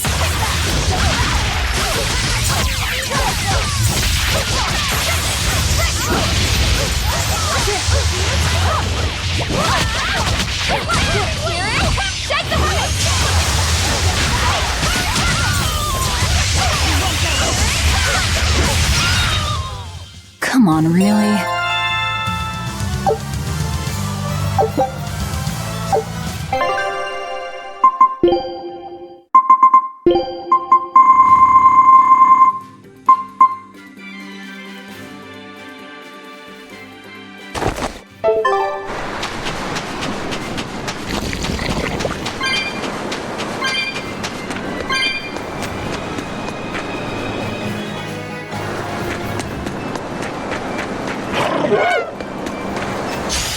I'll end this quickly.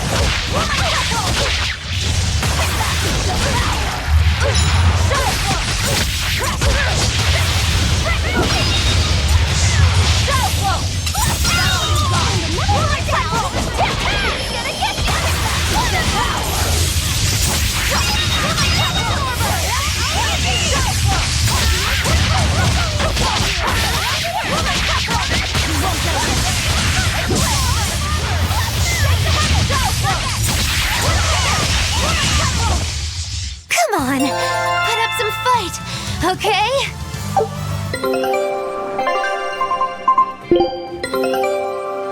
This recipe looks real tasty.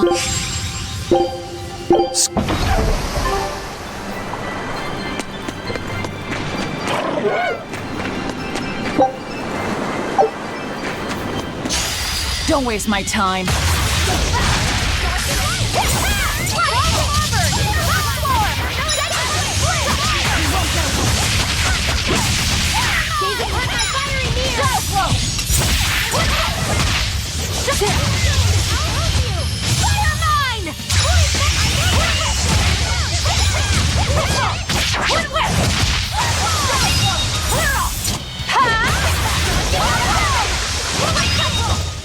Not even worth my time. Time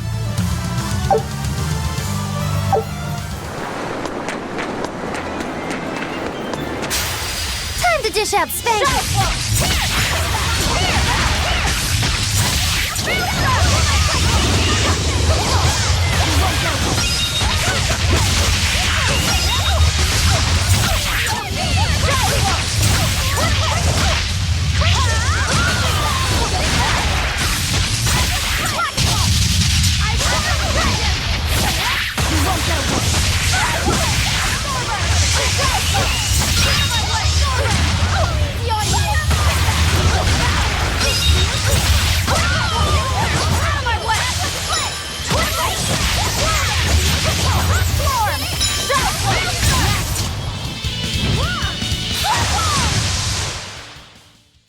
Just how does this sword work?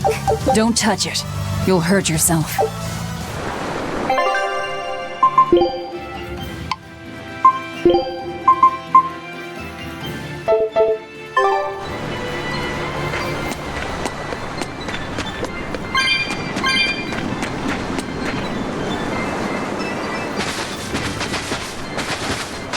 Is that?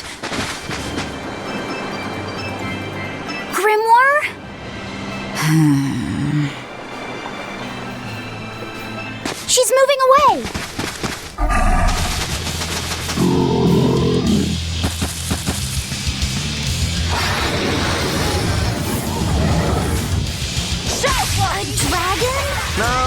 big lizard demon. Is he friends with Dial?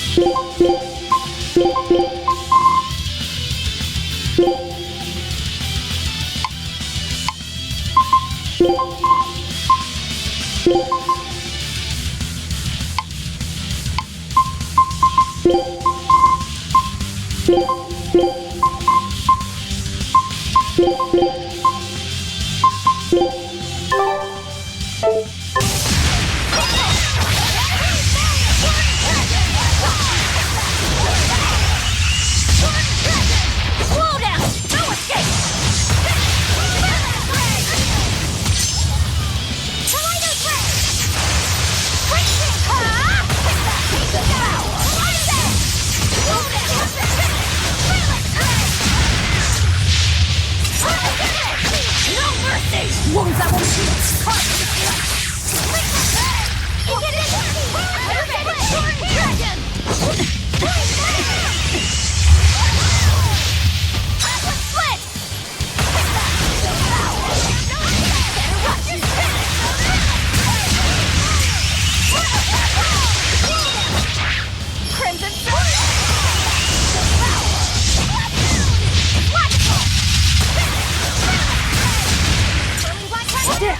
Hope this works!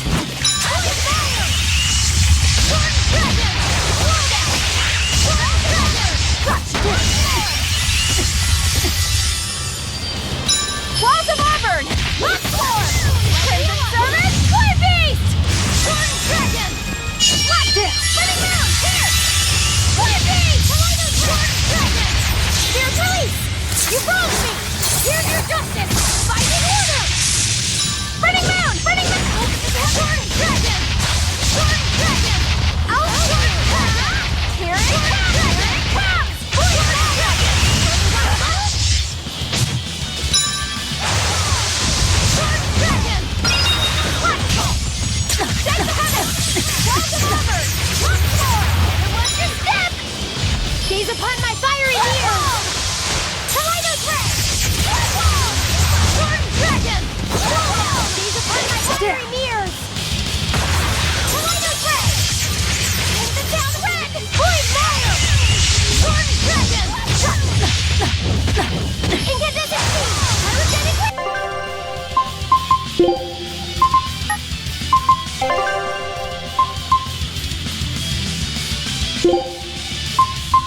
Eleanor, it turned red. Oh, he's shy. More like it's angry. Let's not enrage it any further. It's building up strength. Be careful.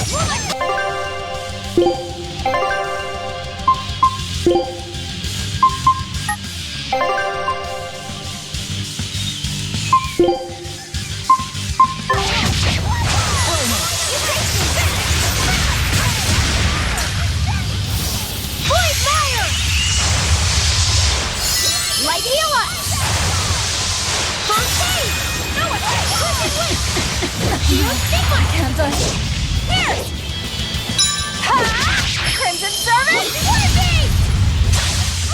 Blade Pierce True! Maelstrom! Lightning Rain Down! Shock Drop! Light Heal! That's coming! Walls of Auburn! Lightning Rain Down! Shock Drop! Gonna get ya! Quarter Mine! Gaze upon my fiery mirror! Lightning Rain Down! Feel the burn! Quarter Mine! Blue!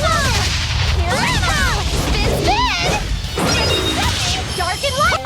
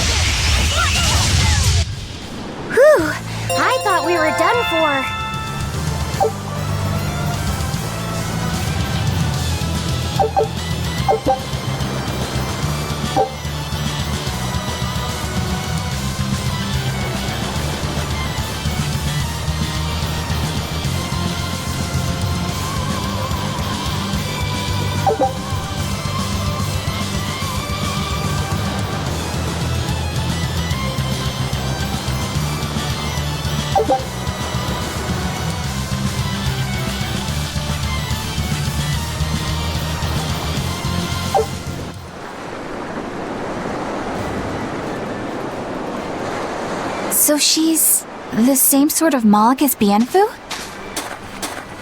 Your grimoire, right? We've been looking for you. We need your help. Who are you? I'm Velvet. I know your witch friend. Oh. Grim, so wonderful to see you. It's been forever! Ah, you two. Still as outlandish a pair as ever, I see. How exactly do you know her? Witch training? She was an upperclassman. And? We found this fascinating ancient tome, and we were hoping you could read it for us. Goodness, Magilu. You, of all people, joining a team? I didn't know you had it in you. They keep me entertained. Well, I don't need entertainment. Bien! Come on, Grim! Isn't there any way you can help us? It's not the kind of thing I do. What a shame. Things happen. Well, we tried, didn't we? Maybe you need some incentivizing. Do it. I'm serious. I bet you are.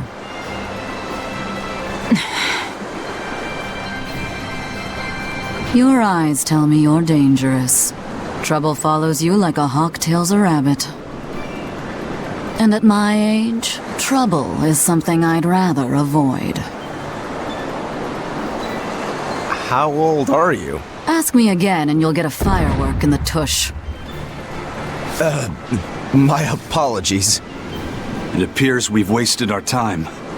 A walk on the beach is never wasted, but sorry.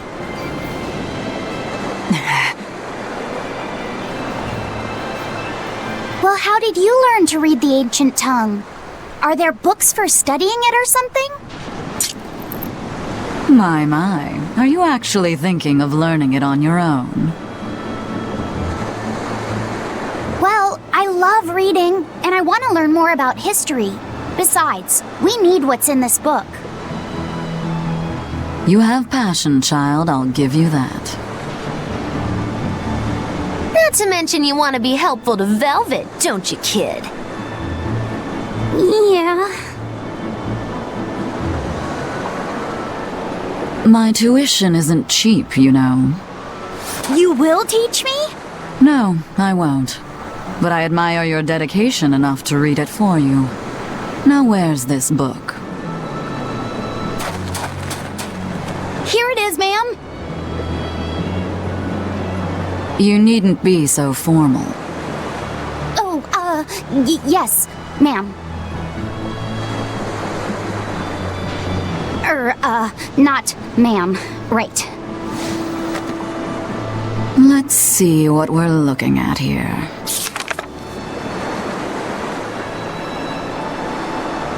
The language of ancient Averost. Had to be the hard one, of course. A lot of wear and tear, too. This'll take some time. We're in a hurry. That may well be, but this isn't the place for study. Let's move to someplace more comfortable. You've redeemed yourself, young man. There's a village called Haria just a little ways away. That works. Thank you. Fine. Haria Village. Whatever gets the job done.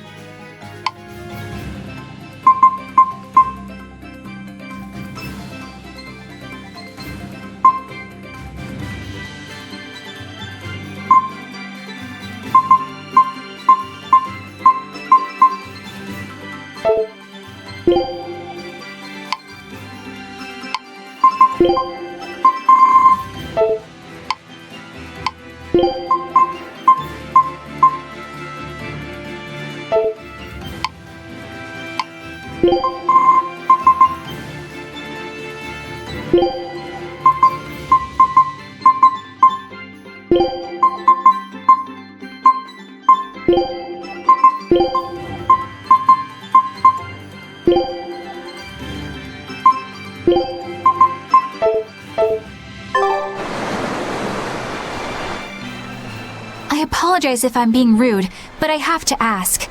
You're not Aminoch the Empyrean, are you? Of course I'm not. What would even make you ask such a thing? A shop in Isolt was selling Aminoch figurines that looked just like you. Oh, that. I distinctly remember whispering to the shopkeeper in his sleep, telling him not to sell those things. You showing up in his dreams probably only convinced him you were the real deal. You should sue for his use of your likeness and get proper compensation from that shopkeeper. Forget it. It's no concern. Yeah, you're right. It's not like they'd ever sell anyway. Oh, you think a figurine of mine wouldn't sell? You've got this whole somber ennui thing going on. A figurine needs to be cute, like me. Then how about I turn you into a product? Me? Really? Oh yes. I'll have you stuffed and mounted. But since it'd be a unique piece, I'd have to price it a bit higher. Mounted? No, count me out! Oh, you're no fun. Now, what was it we were talking about? Whether or not you are the Empyrean Aminoch. Ah, yes, that's right. I'm no Empyrean. I'm just a simple girl. It would be hard for anyone to worship an Empyrean like me, right? That's true. I mean, it just seems like you're the type who can see through anything, so perhaps an Empyrean seems less intimidating from a certain point of view. You're saying I'm scarier than an Empyrean? Not scarier exactly, just more of a savvy sort of woman. That's not a bad answer, but it won't get you out of the doghouse. Haria. Isn't that the village with that demon that Oscar and Teresa were talking about? I think it might be. We should remain on our guard.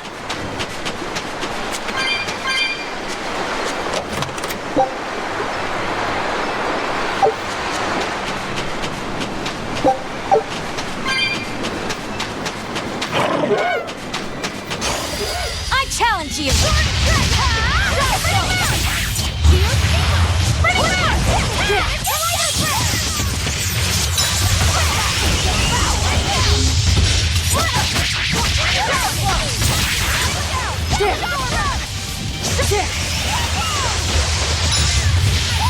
Now, rise! Arise! Ascending angels!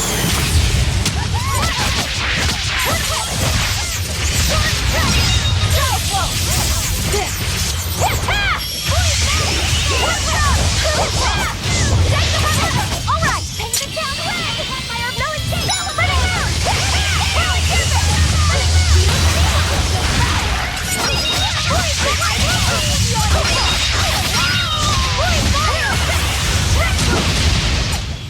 Come on, really?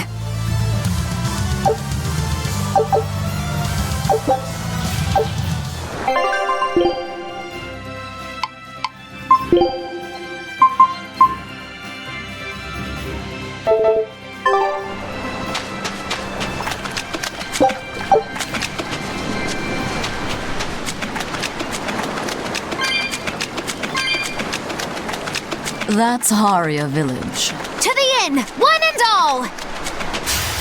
I challenge you!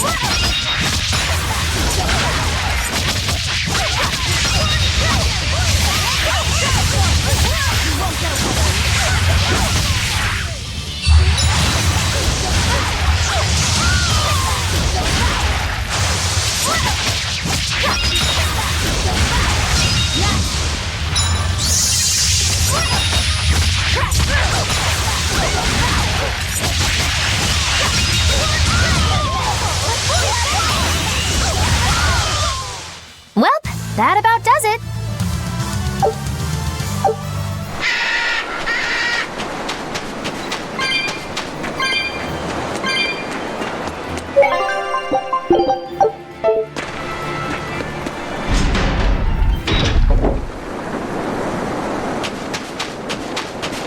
From what we heard in Isolt, demons are attacking villages, and more people are growing upset with the Abbey.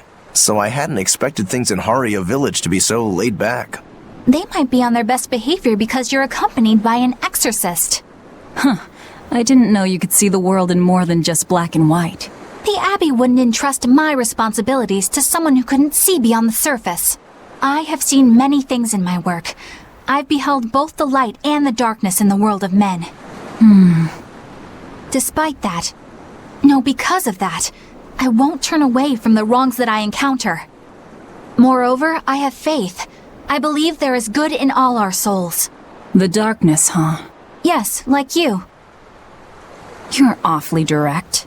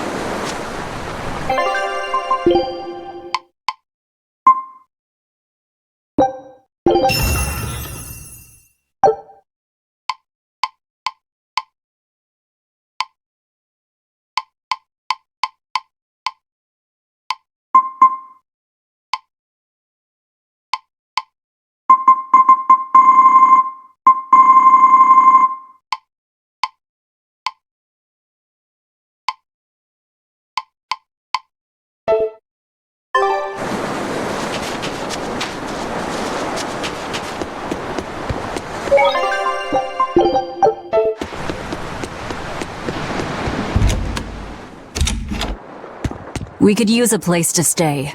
Any rooms open? Yep. Just finished cleaning, in fact. You can help yourself to that room there. All right, time to start deciphering this scroll. Let's wait somewhere outside so Grim can concentrate. Do you think maybe I could stay and watch? I really do want to study the ancient tongue. I promise I'll be quiet and not get in your way, teacher. What did you just say, child? That I'd be quiet and... No, what did you call me? Teacher? You said you didn't want to be called ma'am, so I thought maybe that'd work. Yes, satisfactory. All right, I'll teach you how to read Ancient Avarost. Thank you so much, teacher! We'll leave you two alone then. Let us know if anything comes up.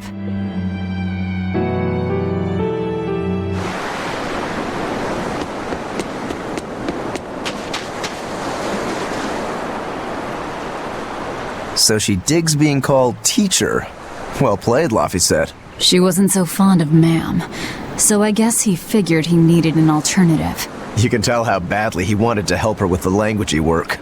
I think our Malak boy's finally finding himself. So it would seem.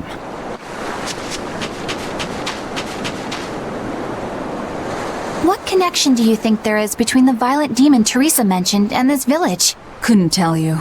Could there have been a demon blight breakout here? This village doesn't look like it's been attacked, but... Whatever it is. If it keeps the Abbey's eyes off us for once, that's good enough for me. You really will use anything and everything toward your own aims, won't you? Yep, and that includes you. As I'm sure you've noticed.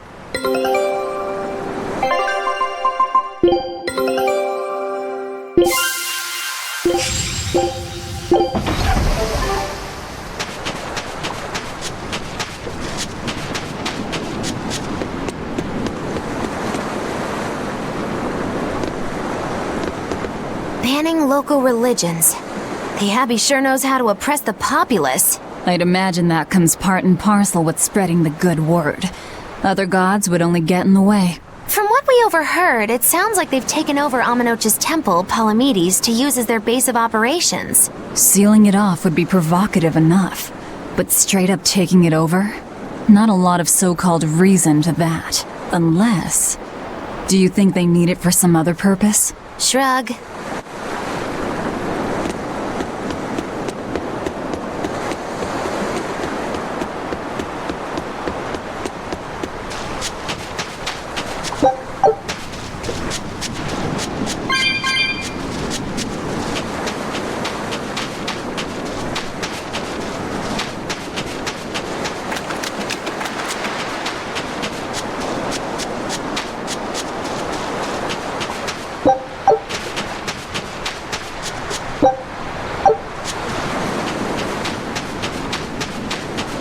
It sounds like deciphering the text might take some time.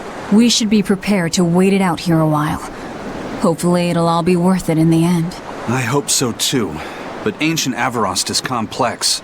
It's not just a matter of knowing the grammar and vocabulary. Oh? Then how exactly do you read it? I'm not sure about the specifics myself, but from what I understand, you kind of have to intuit a lot of it. A language based on guesswork? Thanks, old dead people. You're officially the worst.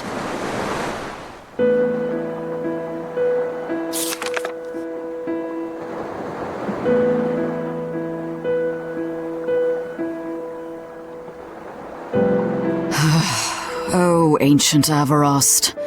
You have the obstinacy of a spurned lover who refuses to move on. Even for you, teacher? It's this one crucial line. I can't wrap my head around it. Well, from what you've taught me so far, it looks like it says Sa, Popo, Mucho, Sanchon. Correct, but if you merely translate it word for word, it ends up saying, the parent hates tomatoes, the child eggplants. I doubt those have much to do with Innominat. Yeah. Their grammar is nothing like ours. Sometimes you have to reorder the words, and even then the meaning can require leaps of logic and flashes of intuition. Reordering? So like, San-san, Pocho Pocho, Pocho Musan, Pocho Musan. Can you read it that way? Pocho Musan. Now where did you get that from? These words are lined up, like they repeat. And when I read this part that same way, it just felt right. Pocho Musan. If that's repeated here, then the passage turns into the Nameless Empyrean. Empyrean! Ho ho, that has to refer to Innominat. I think we're on to something. Alright, so if we apply this rule here, then... It would seem to be a book of children's counting songs. It's not about Innominat? What matters is what the song says, child.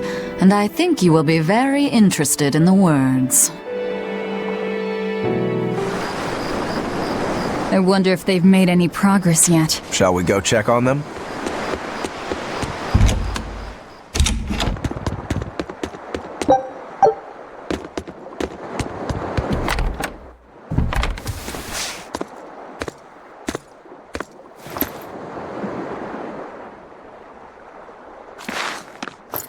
Well, any results? Yes. Well, thanks to the boy here. As it turns out, he has quite the knack for languages. Only because I've got the best teacher. Careful, honey tongue. You'll give this old girl ideas. Huh? Now, child, I'm sure they're curious about the song we unearthed. Why don't you read it aloud? Yes, teacher. Song? 8-headed is the lord of the land, with 7 mouths to devour malevolence.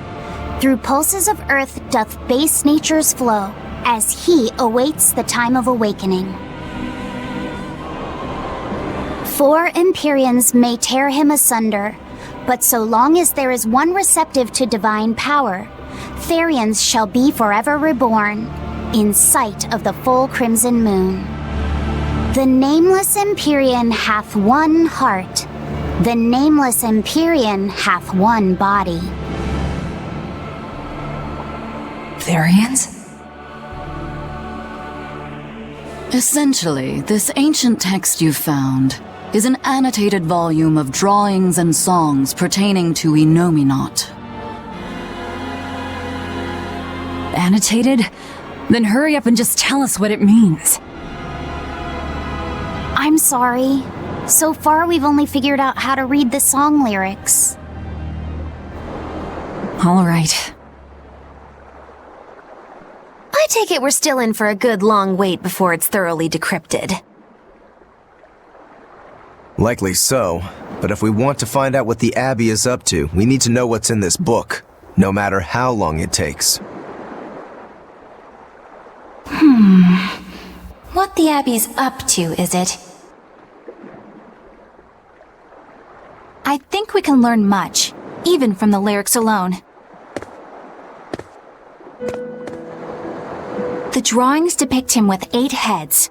One of them belongs to his main body, but the other 7 are his mouths. Those mouths consume malevolence, sending it along Earth pulses back to that main body so he can awaken. The 7 monsters fitting that description are called Therians. Right. Now as for this malevolence, I have no idea what that means. What about the second part? I haven't studied much ancient history, but it said this world was created by 4 Empyreans: Earth, Water, Wind, and Fire.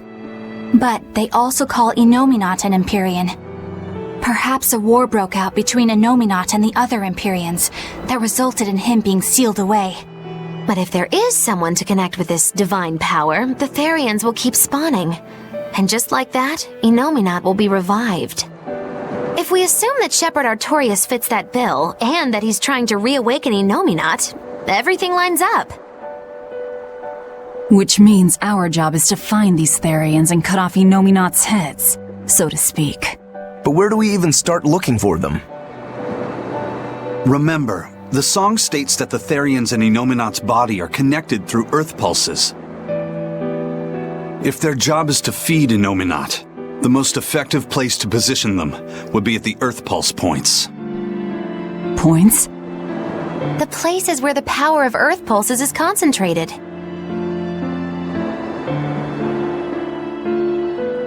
Places with that sigil. Hey, remember the barrier that was keeping this bug in the forest?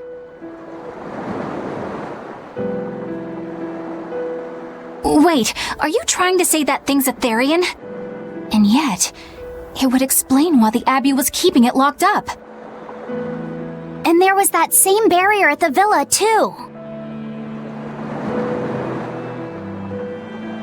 That's right. Do you suppose that was also a Therian? Does that mean the Therians all come in different forms? Should we go to Logres and check? We've just started deciphering the book. I'd hate to lose time on some fool's errand. I'd rather know at least a little more about what's in it before we make a move.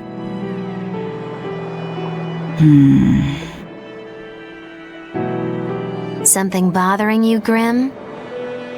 This line, the one about Therians being forever reborn.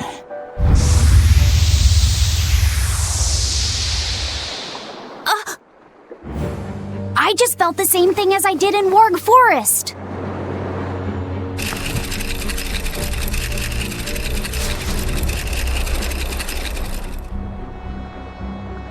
The needle's pointing in the direction of Amenoch's temple, Palamedes. Do I recall hearing that the Abbey took that over? Temples and ritual sites are often built on places thought to be rich in spiritual energy. Could the temple possibly be an Earth pulse point? There's lots of Earth pulse points scattered all over the world. If there's only 7 Therians, most of them will be empty. It's not like we have any better leads. If there's even a chance, shouldn't we go check it out? Better than sitting around waiting on the book. If nothing else, we'll find out what Laphicet is sensing. Just a theory, but if you were to kill a Therian... What? I guess there's only one way to find out. Never mind. Good luck out there.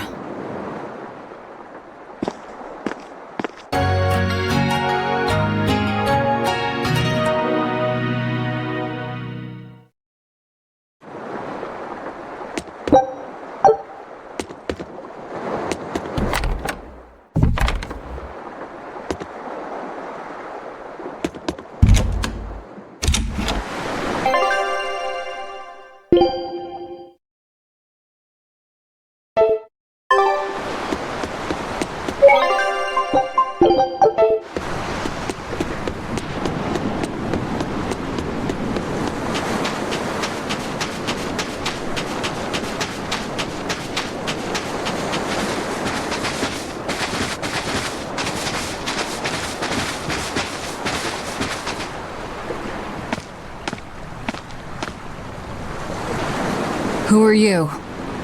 The innkeeper's daughter. I happened to overhear you all talking about going to Palamedes, and... Did you report us to the Abbey? Report? But you already have an exorcist with you. If you have any business, talk with her then.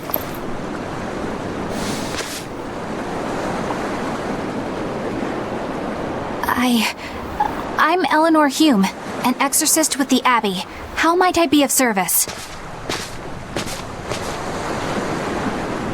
I want you to look for someone. A mother and her child went to visit the Abbey grounds, but they haven't returned. They've both gone missing? Yes. The mother's name is Mahina. She's a priestess of Amanoch. And her little daughter's name is Kamoana. Hold on. If she's a priestess of Amanoch... Right. Ever since the Abbey booted her out from the temple, she's been regularly going back to make her objections heard. But one day, she never returned home. And now her daughter has disappeared too. I can only assume that she went to go look for her mother. And you believe they're being held at the temple? Oh no, ma'am. I just can't imagine Mahina would abandon her daughter like that. Kamoana is next in line to succeed her, so she's had a strict upbringing, but her mother truly loves her. Please forgive Mahina for her protests. I was just hoping you could use the Abbey's resources to track them down. I will do everything in my power to find them. Thank you. Thank you so much. Like Kamoana, I grew up with only my mother as family. I can't help but worry for them.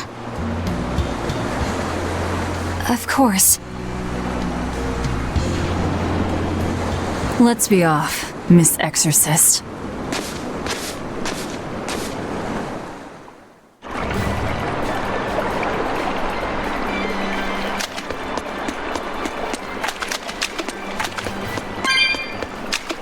Eleanor, what's your game here? The mother and daughter, you mean? That's on me. I'll search for them myself.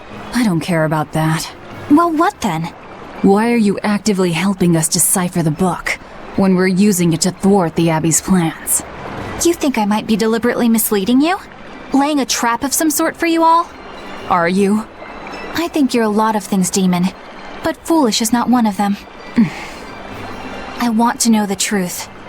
I want to know what Lord Artorius is trying to accomplish. And there's something happening in the world right now. I want to know what it is.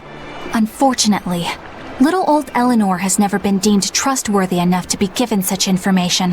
So, my only option is to find out for myself. You've got the soul searching down at least. The Abbey and your band of rogues follow two different paths. But something tells me either will lead me to the same destination. And so you don't see any need to lie to us? Exactly. And what'll you do if those truths don't line up cleanly with what you believe? I'm not sure yet. As honest an answer as any. Either way, it looks like you'll be working with us for the near future. Yes, for now. Hey, could I ask you something? What is it? About the Therians. I've heard you call yourself a Therian before. Is there any particular insight you have about them? No, none. Artorius said I was one, that's all. And that doesn't bother you? Does it bother you? Nope, not at all. If you're not worried, then neither am I. I'm surrounded by freaks. But was that truly the reason Ceres chose me?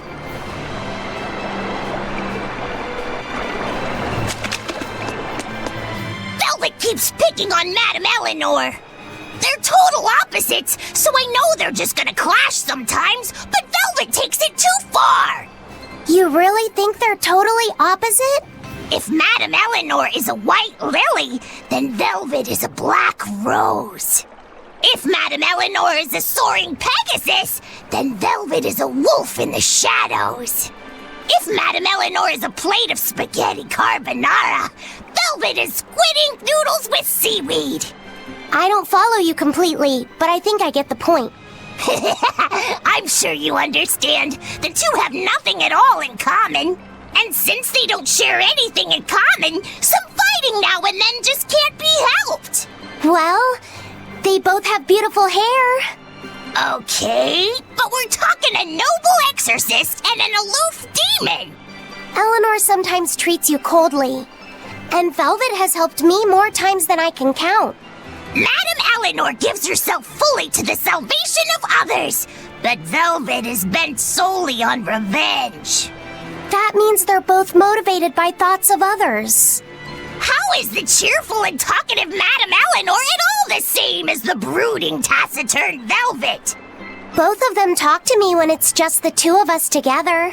You're just trying to be contrary. I'm only telling you what I've experienced. Actually, I feel that Madame Eleanor isn't really reaching out to me.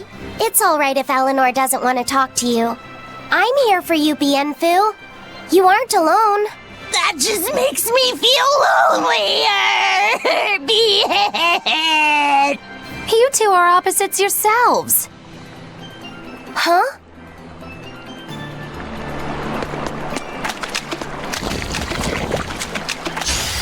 You better be ready.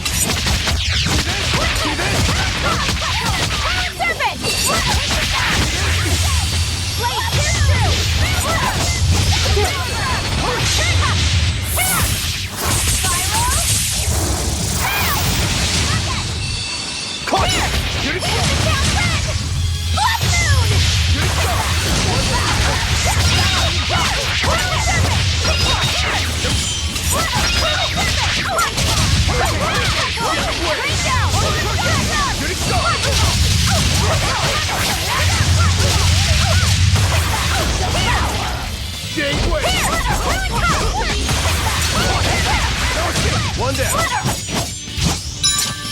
You won't get away! That's the end for you! What an easy victory. I am invincible!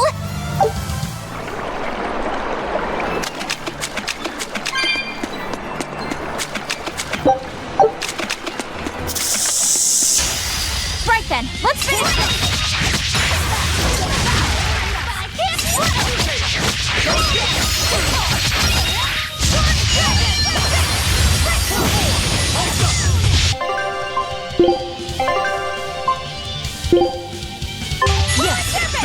Walls of Auburn!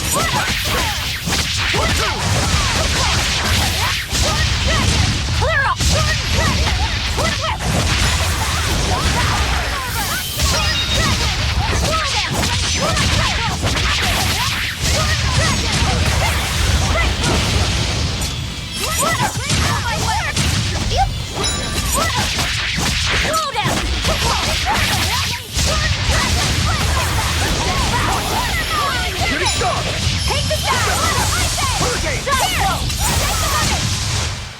Welp, that about does it.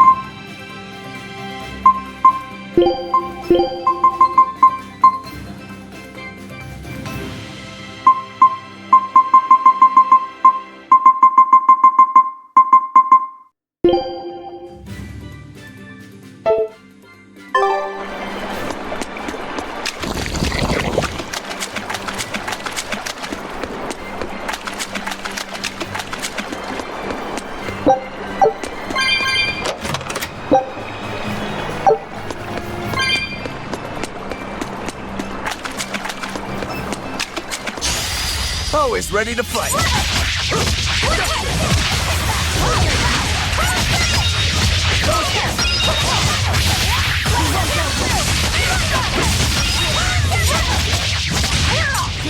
Killing Flash! but I'm this close. I won't miss. Form zero. Thunder.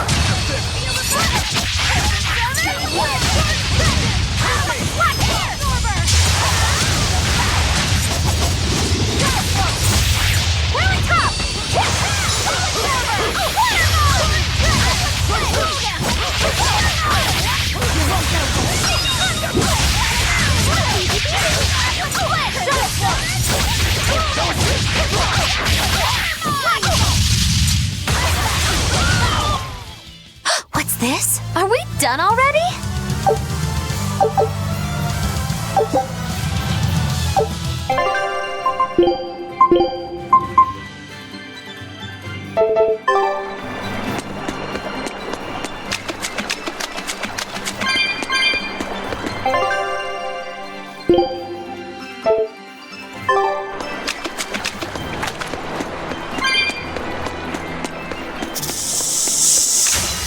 Don't waste my time.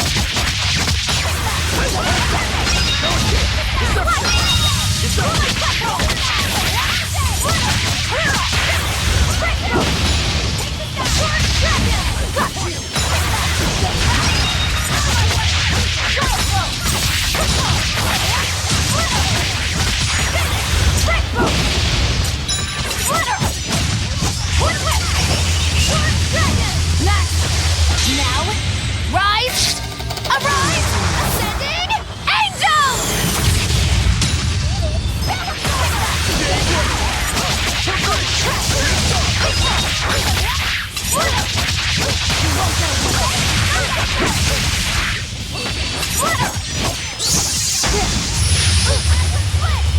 Here it comes! Watch it!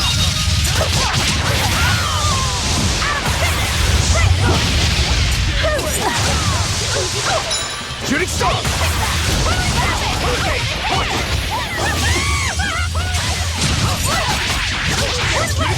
Moonlight Cyclone!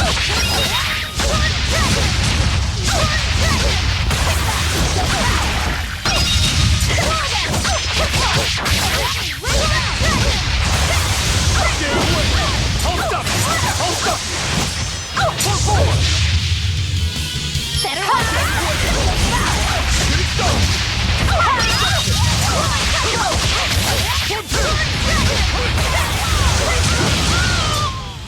Come on, put up some fight, okay?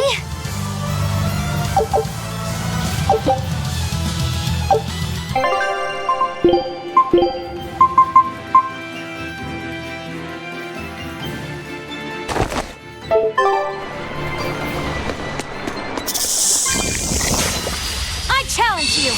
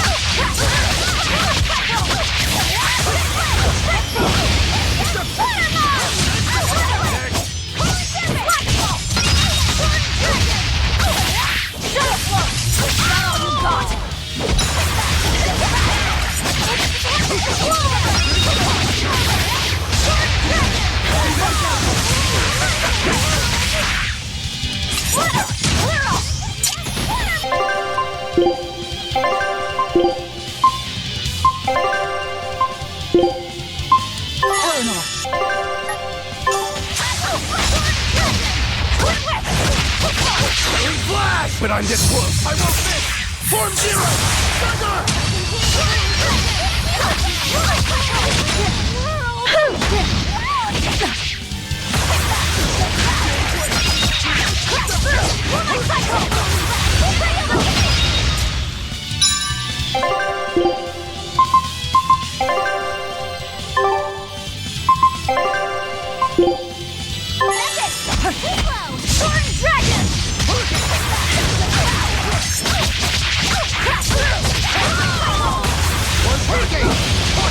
Form two! Deception! Slow down! Triple! I can hit Caught! Right!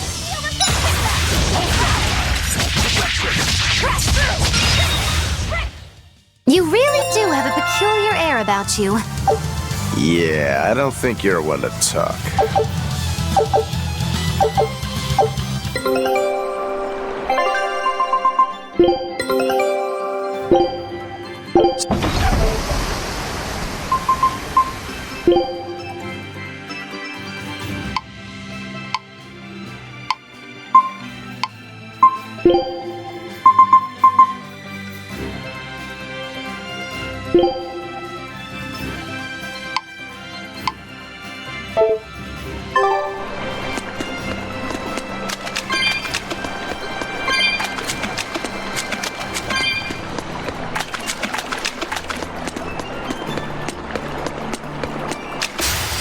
Here I come! Quantum Auburn!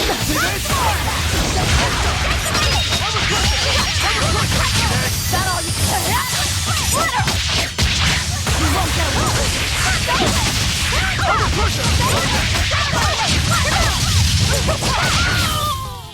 I'll cut down anyone in my way!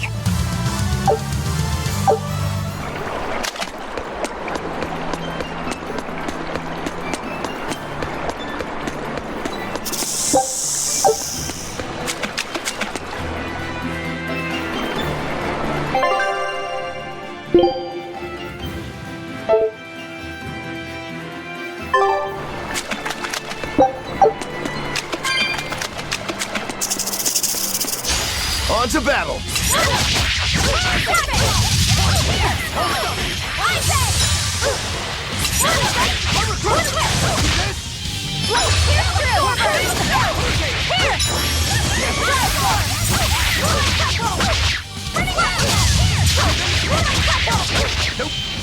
Form two! Form four!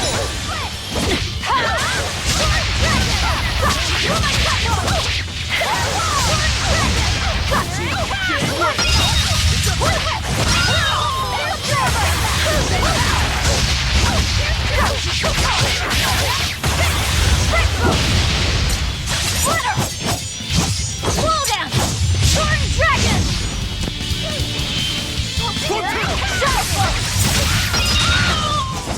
I'll cut down anyone in my way!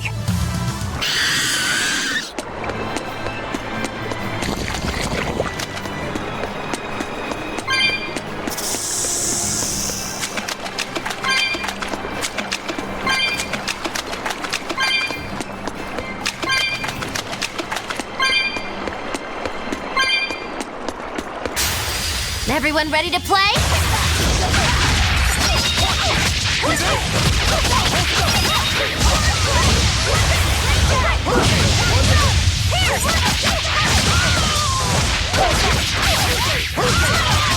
You're fit! Out of my way! Slow down! Sword Dragon! Sword Dragon!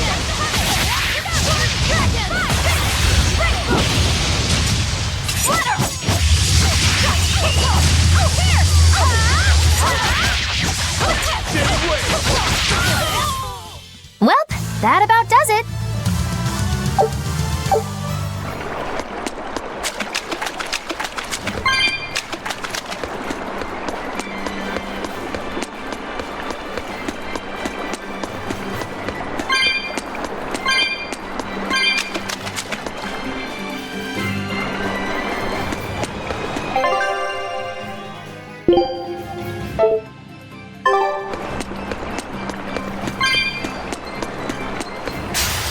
I'll end this quickly.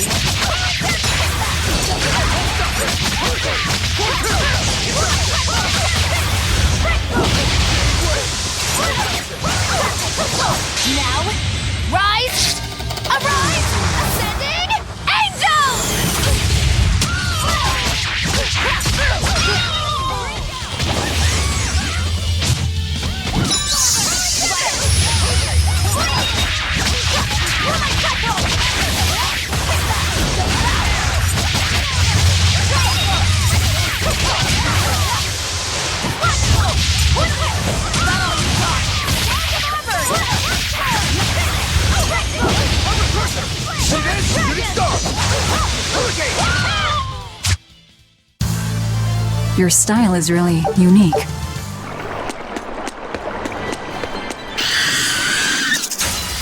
Everyone ready to play?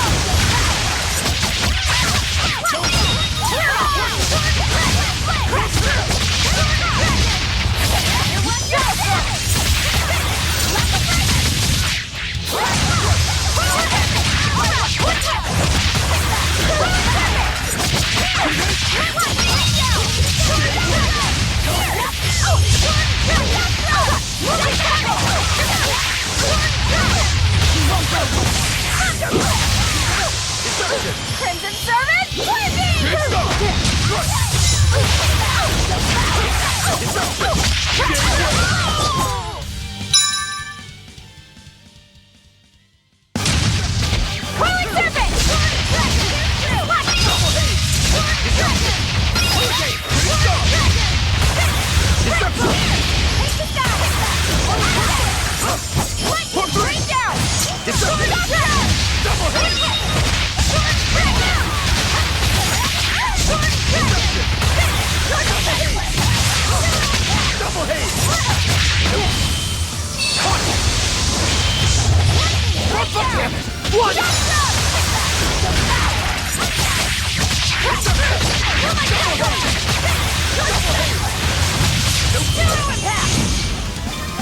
See this? Watch it! Power crusher!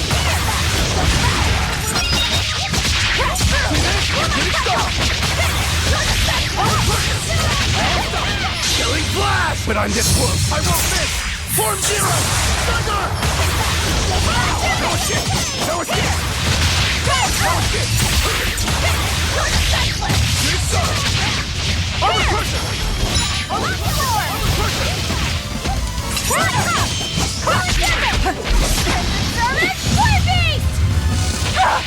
Armor crusher!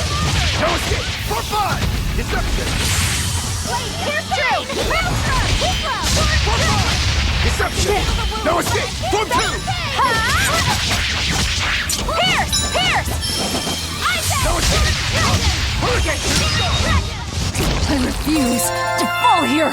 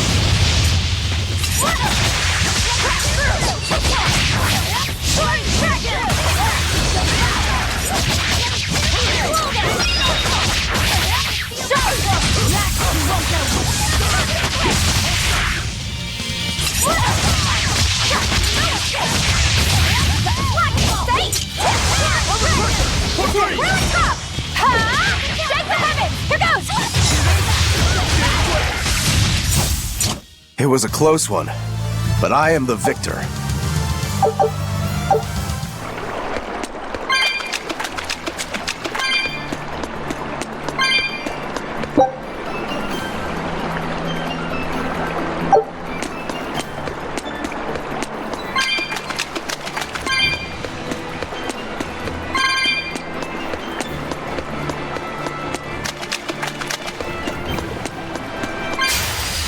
Dish out spanking.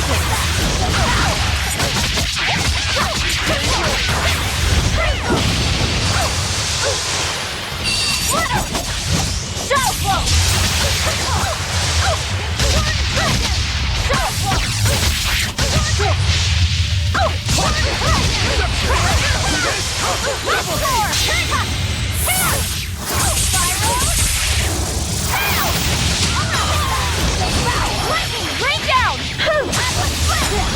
It's a...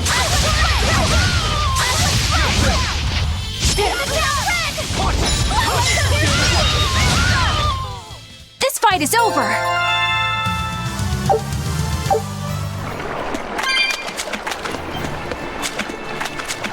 Laphicet, have you been taking care of that rhino Stagros like a good boy?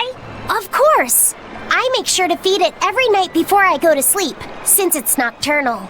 How long are you going to keep on calling it a rhino Stagros? I don't know. It's a new kind of beetle, so it's gonna be hard to tell if it's really a rhino or a stag. You're asking a lot of questions. Bienfu, do you like bugs? Duh! I love rhinoceros and stag beetles both! What guy doesn't find them fascinating? Right? So which kind of beetle do you think it is? Rhino or stag? Oh, that's a tough question. But guess what? Miss Mogulu taught me a surefire way to tell. I didn't know there was a way to tell. Yeah, but if I do it, you gotta name it after me, alright? Come on! What guy doesn't wish he had a cool bug named after himself, right? And besides, Miss Mogulu told me that this technique is so good that it's only fair to have a bug named after you in return. So what do you say, man to man? Come on, let's live the dream! Oh, all right. How can I say no to that? Besides, we all did work together to capture it anyway. Yay! Thanks, Laphicet. All right, show me the bug, and I'll tell you what it is. Miss Mogulu says you need to open up its outer wings and get a good whiff of the thin underwings. I'm pretty sure I remember rhinoceros and stag beetles smelling really nasty under their wings. Is it really that bad? Why not find out for yourself? No thanks. I think I'll pass. Maybe you shouldn't do this after all, Bienfu. You probably just want to hog the name all to yourself. Well, too bad! A real man never goes back on his word. If it packs a mean punch, then it's a rhinoceros beetle. And if it smells really zesty, then it's a stag beetle. I don't know about this. Just let him do it, Laphicet. He's already volunteered. I can do this! Just you watch!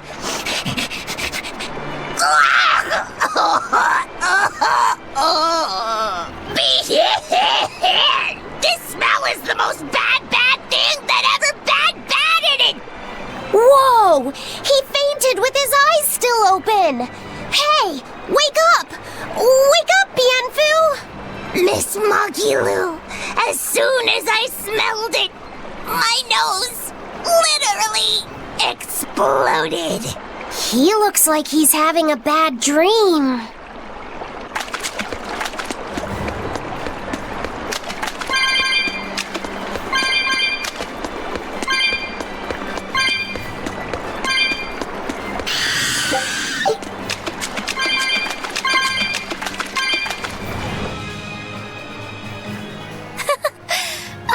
With my little eyes, a kiddo who's spying at my bewitching waist.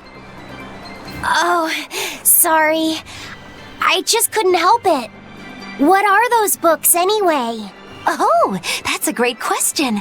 Since you asked, I'll reveal the secrets of my tomes just for you. On the right, I've got my household ledger in the back and my magic encyclopedia in the front. That one I mostly use for oil blotting paper. What's oil blotting paper? It's a girl thing. The two on the left are my heavy book, which I use for flower pressings, and then my super pop-up book. A super pop-up book? When you open it, it pops out with the force of a raging river! When an enemy has me cornered, I can just open it up facing a nearby wall and pop! Instant getaway! The only downside is that it's a real pain to try to get closed again, so I haven't used it in years. What about the book right in front? That's actually layer cake. Whoa! Really? Seared into its batter are precious bits of knowledge. Eating it is just as good for your brain as it is for your stomach. Wow! I had no idea that was possible! He's taking this so seriously, I almost feel bad. All of your books are so interesting, Magilu! That's really cool! There's no end to your curiosity, is there? What do you say? Want to take a closer look? Boy, would I! If you really do, then say, Magilu, I want to get to know you better. Magilu, I want to get to know you better. All right, I accept. I'll reveal to you my most private secrets. Wow, so that's what's on the other side of these books. I wouldn't have ever guessed that. What the? What are you doing with Laphicet? He said he wanted to see, so I'm showing him. You have no right to stand in the way of his desires. It's my job to protect him as his vessel, especially from someone so wicked as yourself. Also, what you're doing runs contrary to public decency. Witches aren't supposed to be decent. These bindings with the locks on them. This style used to be really popular during the Meliodas dynasty. Now that I know you're such a bad influence for him, I'll be keeping a closer eye on you. If you can't learn to take it easy, nobody's ever gonna want to marry you, you know. Like you're a shining example of marriage material yourself. Hey, Magilu, could you turn them over one more time? I want to see how the book's attached to your belt. Yeah, sure.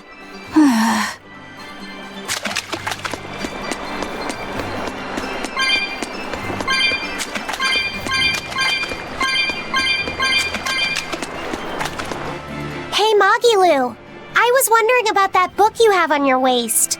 The one you called your heavy book, for flower pressings. Your curiosity truly knows no bounds, does it, kiddo? Okay, nobody else knows this, but since you're so interested, I'd hate to leave you hanging. My heavy book, the one I use for flower pressings, is none other than a collection of Bienfu's poetry. Bienfu likes to write poems? Yep. You'd never guess it, but he's actually just about the best Moloch poet around.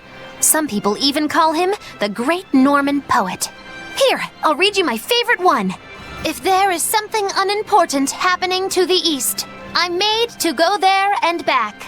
If there is something unimportant happening to the west, I'm made to go there and back. I can never rest nor be at peace. Every day my life is a living hell. That's heavy stuff. Isn't it? That's what makes it so good for pressing flowers. It's so wonderfully, oppressively heavy. Magilu, your face has gone all sinister looking.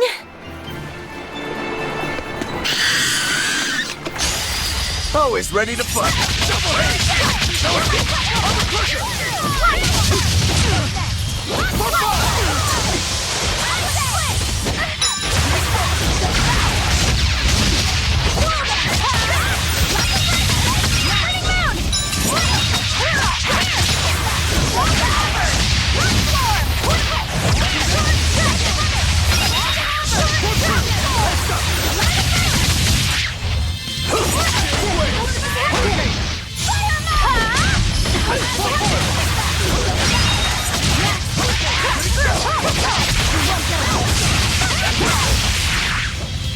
Better watch out!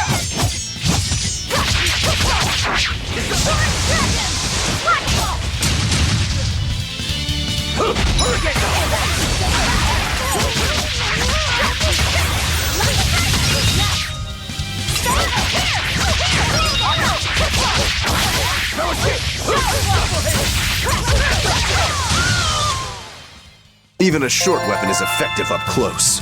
And training can help it get even closer. Mine gets as long as I want it to be.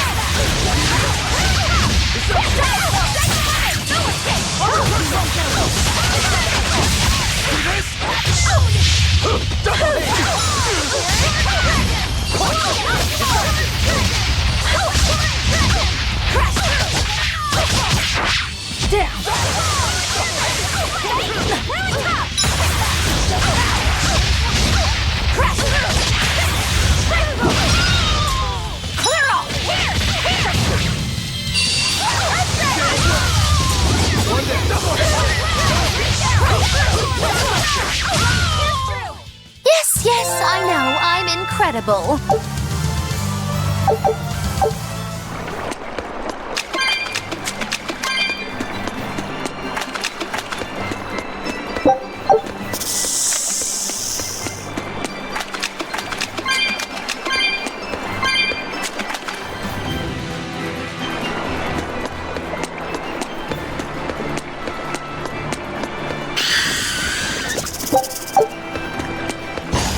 You'll be rushed on my blade. I'm a crusher! Double haste! Bring him out! Crush through! Feel the burn! Fire mine! Shut up! Better watch your view! Hope this turn dragon! Atlas Flame! Dragon! Down! Blood wall! Down!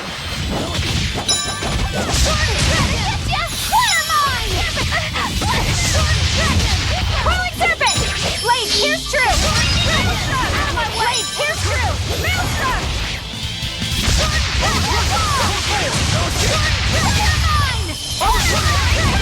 Shut down! Ice egg! Rolling serpent!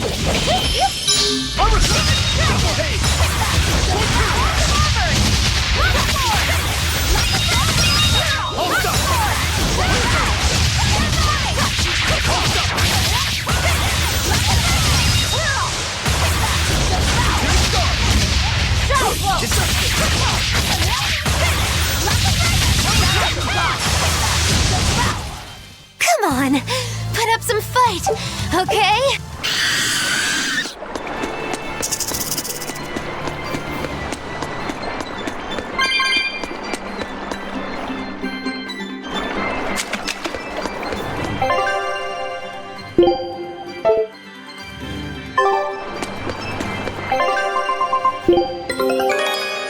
I knew this would be big.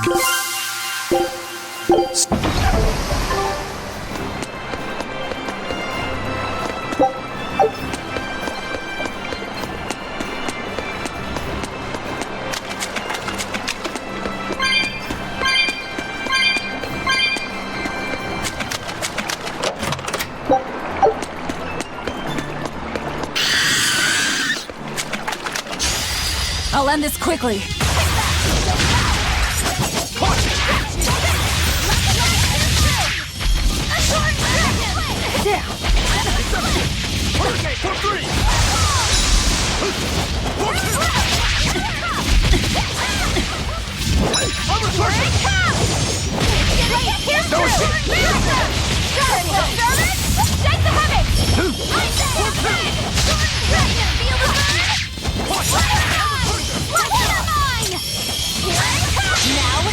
Rise!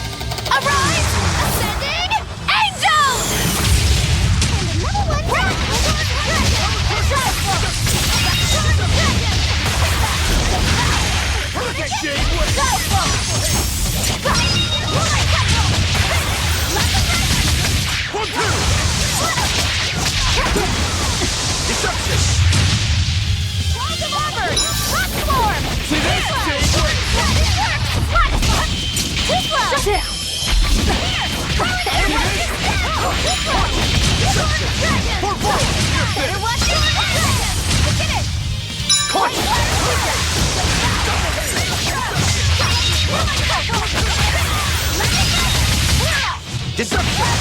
Killing flash! But I'm this close, I won't miss!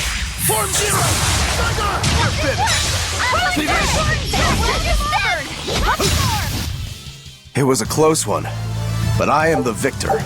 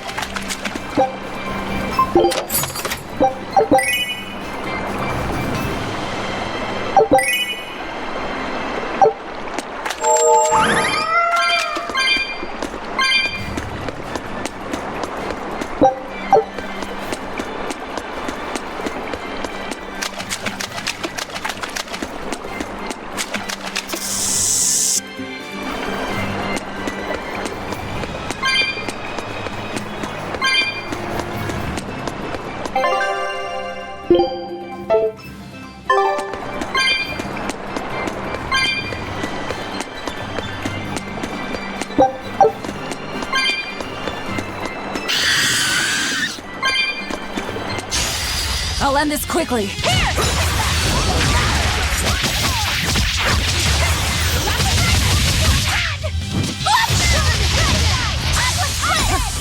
Shooting star!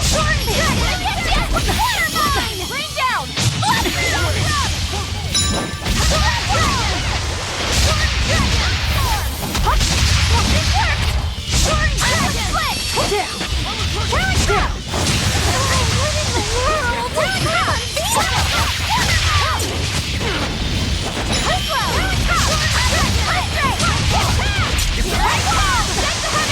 Ready to feel the room! I did it! Crimson Summit!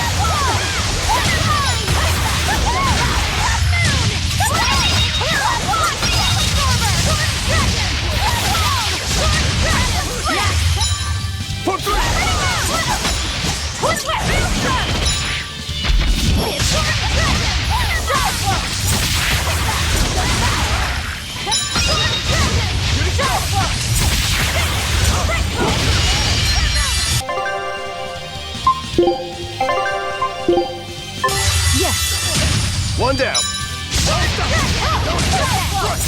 No escape. Deception.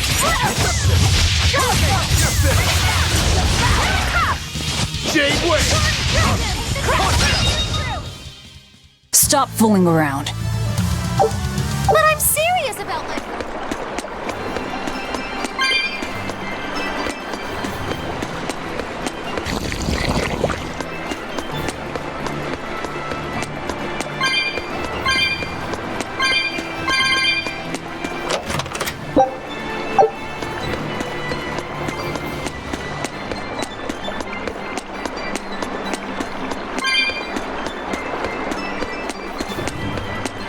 How about it, Lapitep? Picking up on anything? Yeah, in the direction of the temple. The feeling's getting stronger now.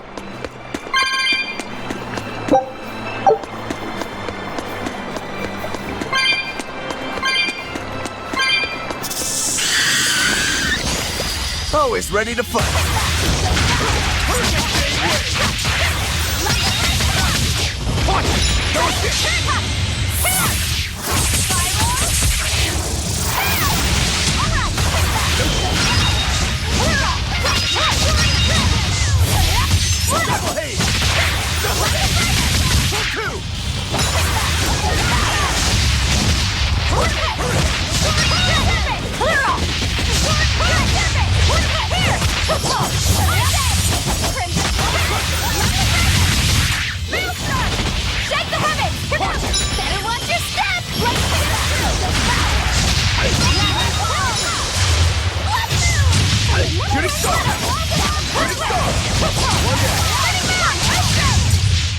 Try as they might, it won't change anything.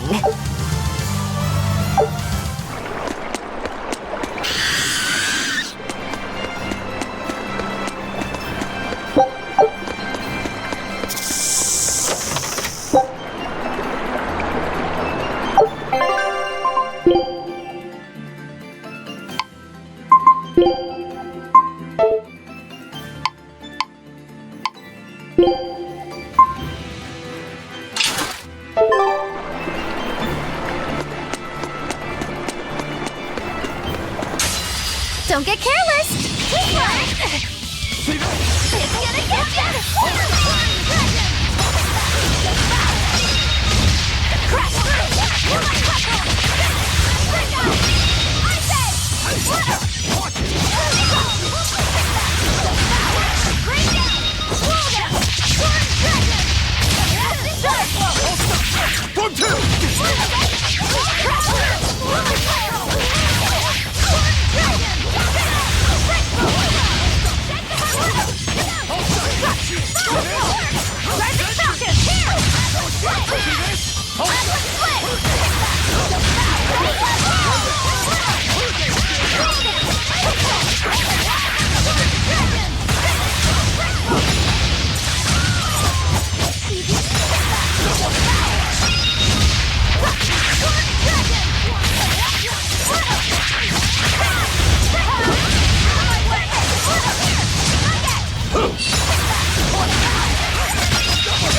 Deception!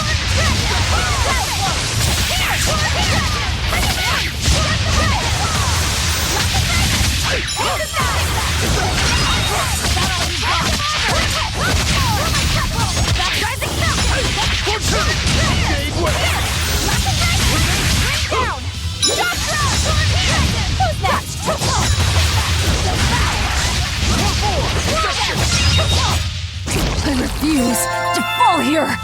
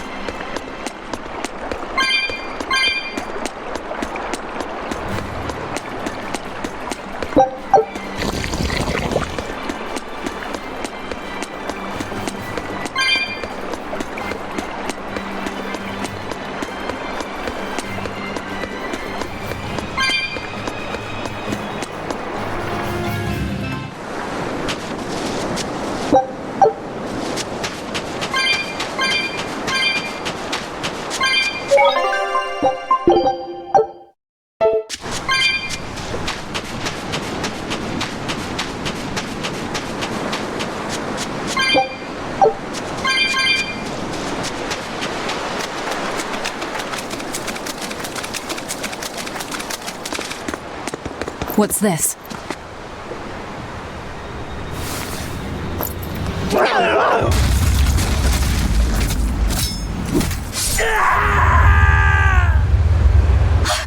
A demon! The demon we heard about? Sounds like it's having fun. Then we'll use this distraction.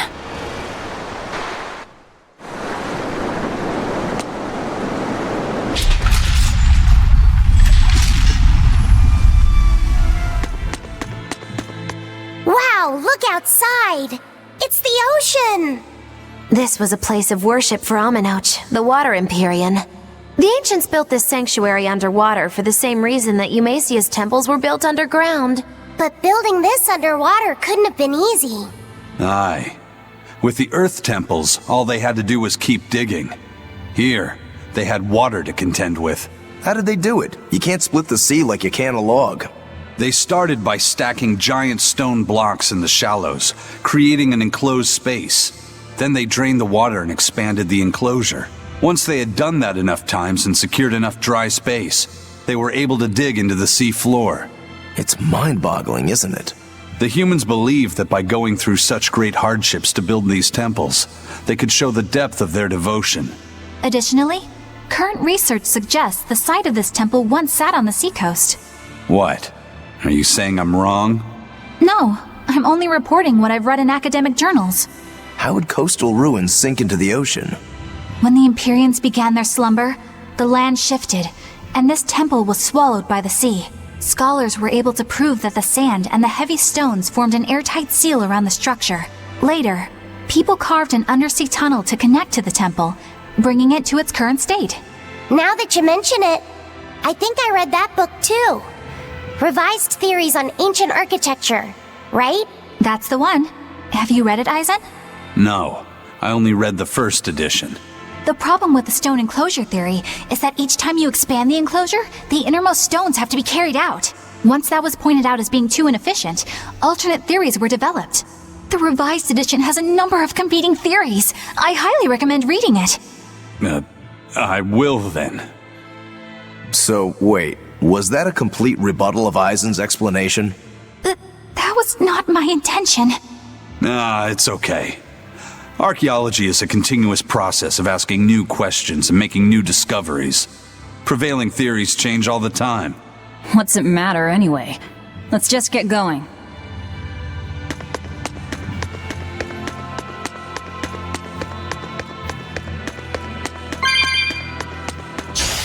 Don't waste my time. Shadow Flow! Crimson Servant, Blue Beast!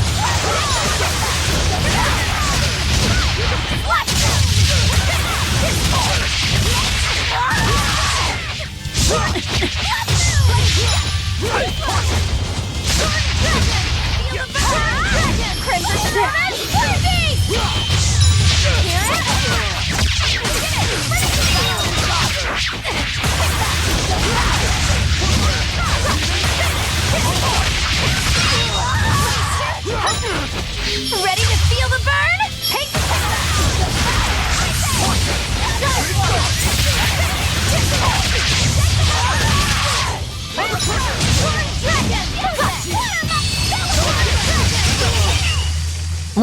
that about does it.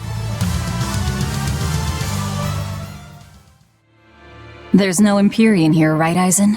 If you're worried about it, why not flip that coin of his? Heads, no Empyrean. Tails, Empyrean Central. But it always comes up tails. Like I said before, these temples are nothing more than places of worship built by human hands. The current religion started when humans, fearful of natural forces, began to worship four gods they called the Empyreans. If you're concerned about whether or not one is sleeping in these ruins, just remember that their very existence is only legend. Be that as it may, Inominat certainly exists. Aye. But I've never heard a single story of anyone actually seeing an Empyrean. Inominat must be a special case then. Must be. I suppose so. If there were 4 more like him, and they were all trying to stop us, we'd be sunk. I can't disagree.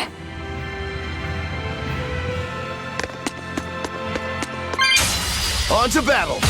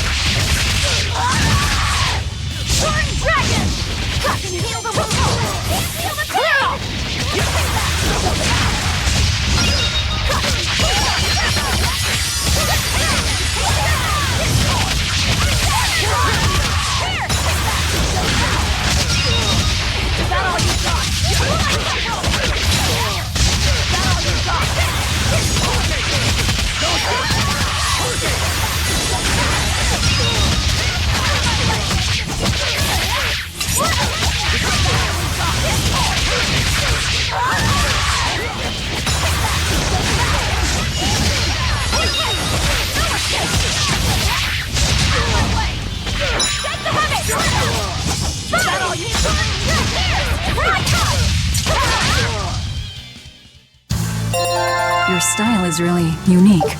Just wait until I pull out the good stuff.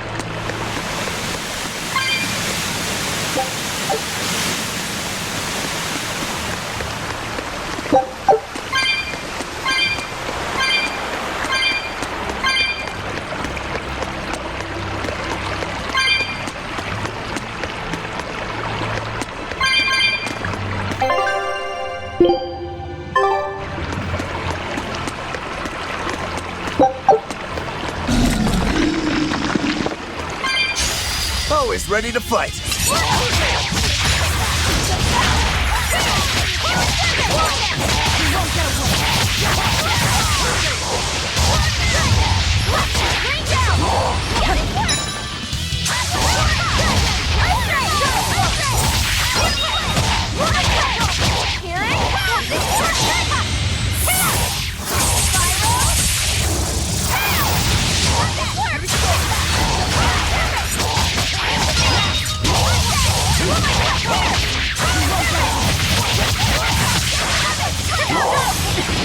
Double hit!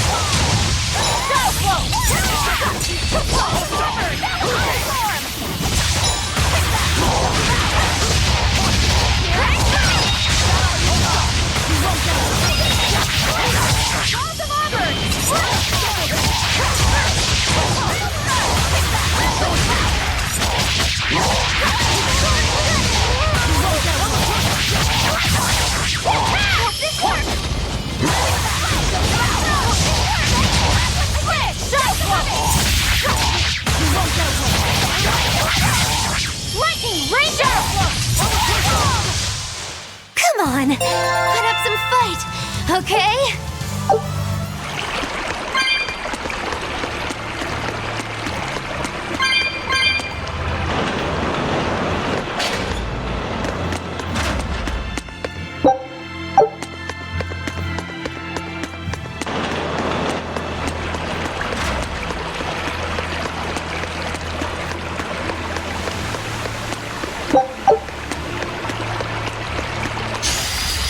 Dish out spanking. Hurricane!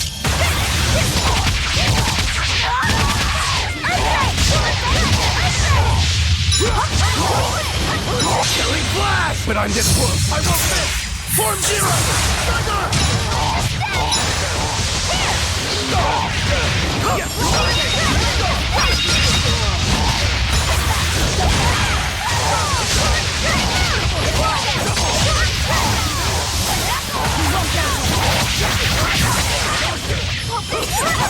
Here it comes!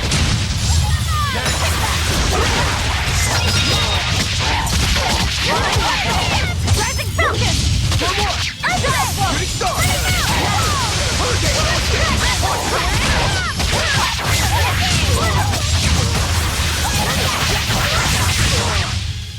You won't get any pity or compassion from me.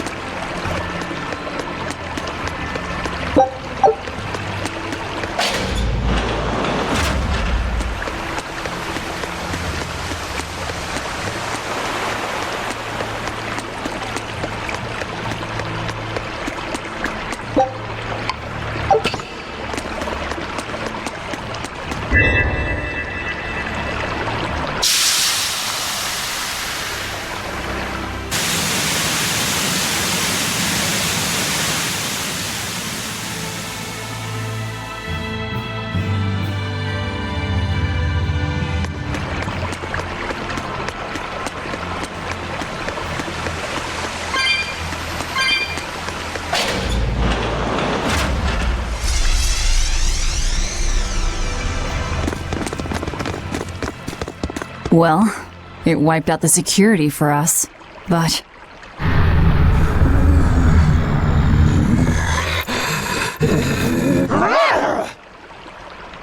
Well, look at that. Wolfie's got the crest of Aminoch. The same pendant worn by priestesses. Then that makes this demon... Yeah, she must be the missing mother, Mahina. It can't be.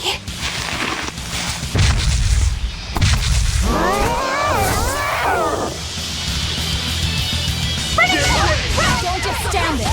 It's gonna eat you. I knew that. See this?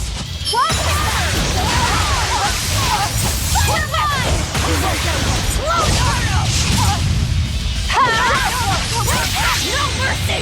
Wounds I won't heal. Just work! For fun!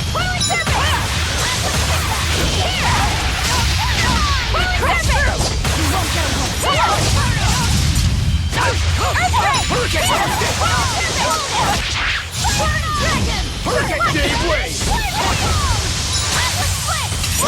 For three! Down! This works! Hurricane! No escape! No escape! No escape! For two!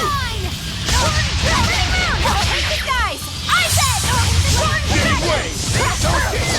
Gave way!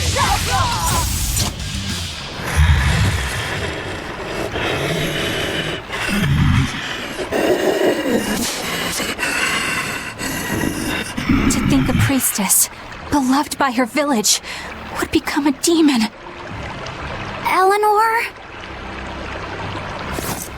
She's never going to be the same again. This is the least I can do for her. So says reason.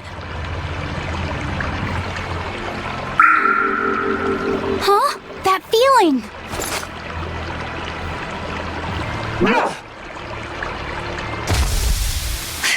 Damn!